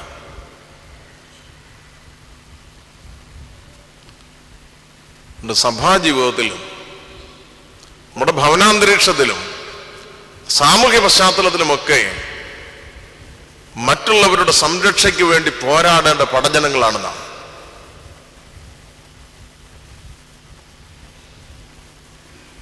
അത് കഴിയാതെ പോകുന്നത് ഏറെ ദുഃഖകരമായ കാര്യമാണ്. ഒത്തിരി ഉദാഹരണങ്ങൾ പത്രമാധ്യമങ്ങൾ വരുന്നത് അല്ലാതെ നമ്മുടെ വ്യക്തിപരമായ അനുദിന ജീവിതത്തിന്റെ കാഴ്ചപ്പാടുകൾ ധാരാളം ഉദാഹരണങ്ങൾ പറയാനായിട്ടുണ്ടാവും. സമയത്തിന്റെ പരിമിതി കൊണ്ട് എന്നതിലേക്ക് പോകുന്നില്ല. മനുഷ്യജീവിതത്തിന്റെ സംതൃപ്തി അത് ഏത് പരിമിതിയിൽ ജീവിക്കുന്നവനുണ്ടാവും. ദൈവിക ബോധം ഉണ്ടാകണമെന്ന് മാത്രമേ ഉള്ളൂ. ഏത് പരിമിതിയിൽ ജീവിക്കുന്നവനും ജീവിതത്തിന് സംതൃപ്തി ഉണ്ടാകും. അവന് ദൈവിക ബോധം ഉണ്ടാകണം എന്ന് മാത്രമേ ഉള്ളൂ. ദൈവവിശുദ്ധിയിൽ വളരുക എന്നുള്ളതാണ് അടിസ്ഥാന വിളി എന്നുള്ളത് മനസ്സിലാകണമെന്ന് മാത്രമേ ഉള്ളൂ. പലപ്പോഴും ഈ ഇടവക ശുശ്രൂഷയിൽ ചില അത്ഭുതങ്ങൾ ജീവിതത്തിൽ തോന്നിയിട്ടുണ്ട്. സാമ്പത്തികമായി ബുദ്ധിമുട്ടുന്ന ചില മനുഷ്യരുടെ വിശ്വാസത്തിന്റെ ആഴം കാണുമ്പോൾ,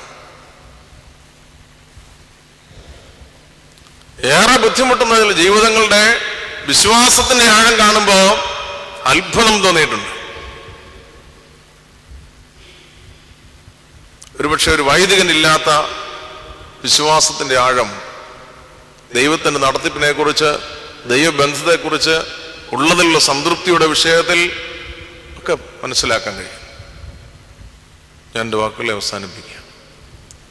ഒരു ജീവിതം പകരം വെക്കാൻ വേറൊന്നുമില്ല. ഈ ജീവിതത്തെക്കുറിച്ച് പറയുന്നത് വരുവാനിരിക്കുന്ന ലോകത്തിൻ്റെ ഒരുക്ക് കാലമെന്നാണ്. രണ്ട് ജീവിതം ഉണ്ടെങ്കിൽ ഒന്ന് പോയാൽ മറ്റേത് ചൊവ്വായിട്ട് ജീവിക്കാം. അപ്പോൾ ദൈവരാജ്യത്തിൽ ചരിപ്പാൻ ആവശ്യമായിരിക്കുന്ന അവയവങ്ങളെ സൃഷ്ടിക്കുന്ന ഒരു കാലമാണിത്. അമ്മയുടെ ഉദരത്തിൽ ജീവിക്കുമ്പോൾ ഒരൊറ്റ അവയവം മതി അമ്മയുടെ ശരീരവുമായി ബന്ധപ്പെട്ട് ആ കുഞ്ഞിന് സംതൃപ്തമായി കഴിയാൻ. കണ്ണിൻ്റെ ആവശ്യമില്ല, ചെവിയുടെ ആവശ്യമില്ല. പക്ഷേ ശാസ്ത്രീയമായിട്ടുള്ള ആഴമായ വിശകലനത്തിലൊക്കെ അവിടെ വേണമായിരിക്കാം. പക്ഷെ നമ്മുടെ ഒരു സാധാരണ പരിമിതമായ അറിവനുസരിച്ച് കാലിൻ്റെ ആവശ്യം അവിടെ ഇല്ല, കയ്യുടെ ആവശ്യമില്ല. പക്ഷെ ഇതൊക്കെ അവിടെ നിന്നുണ്ടാകുന്ന എന്തിനാ? ഒരു വ്യക്തിത്വത്തിൻ്റെ പൂർണ്ണ അവസ്ഥയിൽ വരേണ്ടതിൻ്റെ ആദ്യ പാഠങ്ങളൊക്കെ അവിടെ വെച്ചുണ്ടാകുന്ന എന്തിനാ? ഈ ലോകത്തിൽ ഇത് ആവശ്യമുള്ള ഒരു ലോകത്തിലേക്കുള്ള ഒരുക്കമാണ് അവിടെ നടക്കുന്നത്. ആ ഒരുക്ക കാലഘട്ടത്തിൽ ഇത് രൂപപ്പെടുന്നില്ലെങ്കിൽ ഇവിടെ നമുക്ക് ചരിപ്പാനും ഓടാനും കാണാനും കേൾക്കാനും ഒന്നും കഴിയാതെ വരും. ഇതേ കാര്യമാണ് ഈ ലോക ജീവിതം എന്ന് പറയുന്ന വരുവാനിരിക്കുന്ന ലോകത്തിൻ്റെ ഒരു ഒരുക്ക കാലമാണ്. അപ്പം അവിടെ ചരിപ്പാൻ ആവശ്യമായിരിക്കുന്ന അവയവങ്ങൾ അടിസ്ഥാനപരമായി ഇവിടെ രൂപപ്പെടുന്നില്ല എങ്കിൽ ആ അവയവങ്ങളെ അവിടെ ഉപയോഗപ്പെടുത്താൻ നമുക്ക് കഴിയാതെ വരും. ഇല്ലാത്ത ഉപയോഗപ്പെടുത്താൻ കഴിയില്ലല്ലോ. അപ്പം അങ്ങനെ ഒരു പരിമിതിയിൽ നമ്മൾ എത്തിപ്പെടാതിരിക്കാനായിട്ട് ഏറെ ശ്രദ്ധിക്കേണ്ട ഒരു കാലഘട്ടമാണ്. അമ്മയുടെ തരത്തിലത് സ്വാഭാവികമായി സംഭവിക്കുന്നുവെങ്കിൽ ഇവിടെ നമ്മൾ ബോധപൂർവം സൃഷ്ടിക്കേണ്ടതാണ് ഈ അവയവങ്ങളെ എന്നുള്ളത്. ദൈവാശ്രയത്തോടെ, ദൈവിക ബോധ്യത്തോടെ, ദൈവരാജ്യത്തെക്കുറിച്ചുള്ള പ്രതീക്ഷയോടെ നമ്മൾ ആലോചിച്ച് നോക്കിയാൽ മതി. നമ്മൾ എത്ര പേരാ ദൈവരാജ്യം എന്ന് പറയുന്നത് നമ്മുടെ ഒരു വിഷയമായിട്ട് തന്നെ നമ്മുടെ അനുദിന ജീവിതത്തിന്റെ ചിന്തയിൽ എവിടെങ്കിലും വരുന്നൊരു കാര്യമാണോ ദൈവരാജ്യം? നമുക്കിത് കഴിഞ്ഞിട്ടൊരു ജീവിതമുണ്ട്. ഞാൻ എന്നെ കൂടെ ചേർത്താ പറയുന്നത്. ഇത് കഴിഞ്ഞിട്ടൊരു ജീവിതമുണ്ടെന്നും ആ ജീവിതത്തിന് വേണ്ടി ഒരുങ്ങുന്നതാണ് ഈ ലോകത്തിലെ അനുഭവമെന്നും നമ്മളുടെ ജീവിതത്തിന്റെ ഇടപെടൽ എവിടെയാണ് നമ്മൾ ഓർക്കാറുള്ളത്? നമ്മൾ നേരം വിളിക്കുന്നു, ദിനകൃത്യം ചെയ്യുന്നു, രാവിലത്തെ ഭക്ഷണം കഴിക്കുന്നു, ബാക്കി കാര്യങ്ങൾ ചെയ്യുന്നു, ഉച്ചയ്ക്ക് ഭക്ഷണം കഴിക്കുന്നു, കാര്യം റുട്ടീൻ അനുസരിച്ചുള്ള എല്ലാ കാര്യങ്ങളും നടക്കുന്നുണ്ട്. ഇതിനിടയ്ക്ക് ഈ ജീവിതം ദൈവരാജ്യത്തിന് വേണ്ടിയുള്ള ഒരു ഒരുക്കമാണെന്ന് എവിടെ വെച്ച് ആരാ ഓർക്കാറുള്ളത്? ഞാൻ ഉൾപ്പെടുന്ന പൗരോഹിത്യ ഗണത്തെ ഉൾപ്പെടെ ചേർത്ത് ഞാൻ പറയുന്നത്. ദൈവരാജ്യത്തിന് വേണ്ടി ഒരുങ്ങുന്ന ലോകമാണിതെന്ന് ഈ ഭൂമിയിൽ ആരോർക്കുന്നു? ആർക്കാ നേരം? സഭയ്ക്ക് നേരമുണ്ടോ? സഭയുടെ ശുശ്രൂഷകർക്ക് നേരമുണ്ടോ? പിന്നില്ലേ വിശ്വാസ സമൂഹത്തിന്റെ കാര്യം. എനിക്ക് നേരമില്ല, പിന്നെ ഞാൻ നിങ്ങളോട് ചോദിച്ചിട്ട് എടുക്കാൻ. ദൈവരാജ്യത്തിന് വേണ്ടി ഒരുക്ക കാലമാണ് ഇവിടെ ഒന്ന് ചിന്തിക്കാൻ എനിക്ക് നേരമില്ല, പിന്നെ നിങ്ങളോട് ചോദിച്ചിട്ട് കാര്യമുണ്ട്. നമുക്ക് അതാ ദിവസത്തെ ഇവിടുത്തെ ഷെഡ്യൂൾ ഉണ്ട്. നമ്മുടെ അതിനനുസരിച്ച് പോകുന്നു. അതിനപ്പുറം എന്ത് ധാരണ നമുക്കുള്ളത്? ദൈവരാജ്യത്തെക്കുറിച്ചുള്ള ചിന്തയൊന്നും നമ്മുടെ ജീവിതത്തിന്റെ 7 അയൽപക്കത്തെത്തിയിട്ടില്ല ഇതുവരെ.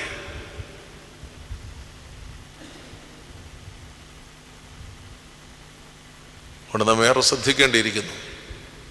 ഉള്ള ഒരു ജീവിതം, ദൈവം നമ്മെ ആക്കിയിരിക്കുന്ന ഒരു സമൂഹത്തിൻ്റെ പൊതുവായ അനിവാര്യതകളെ നന്നായി കൈകാര്യം ചെയ്യാൻ ദൈവം നമ്മുടെ മുന്നിൽ വെച്ച് വിട്ടിട്ടുള്ളൊരു ജീവിതമാണ്. അതിനെ നന്നായി കാണാൻ ദൈവം നമ്മെ സഹായിക്കട്ടെ. ദൈവം തരുന്നൊരു ജീവിതത്തിൽ സാധ്യതകളുടെ മധ്യത്തിൽ ബോധപൂർവമായി സഭയ്ക്ക് വേണ്ടി, സമൂഹത്തിന് വേണ്ടി, അനുദിന ജീവിതത്തിൽ നാം ഇടപെടുന്നവർക്ക് വേണ്ടി സ്വയം പരിമിതിപ്പെടുവാൻ കഴിയുന്നവന് മാത്രമേ ജീവിതത്തിൽ മറ്റുള്ളവർക്ക് സന്ദേശം നൽകുവാനായിട്ട് കഴിയുകയുള്ളൂ. ആ ഒരു ബോധ്യത്തോടെ ജീവിതത്തെ കണ്ടെത്തുവാൻ ദൈവത്തിൻ്റെ പരിശുദ്ധാത്മാവ് നമ്മെ എല്ലാവരെയും ധാരാളമായി സഹായിക്കട്ടെ. ഒരു അവസരത്തിനായിട്ട് ബഹുമാനപ്പെട്ട റംബാച്ചനോടും മറ്റു വൈദികരോടും നമ്മളെല്ലാവരോടും നന്ദി അർപ്പിച്ചുകൊണ്ട് വിരമിക്കുന്നു.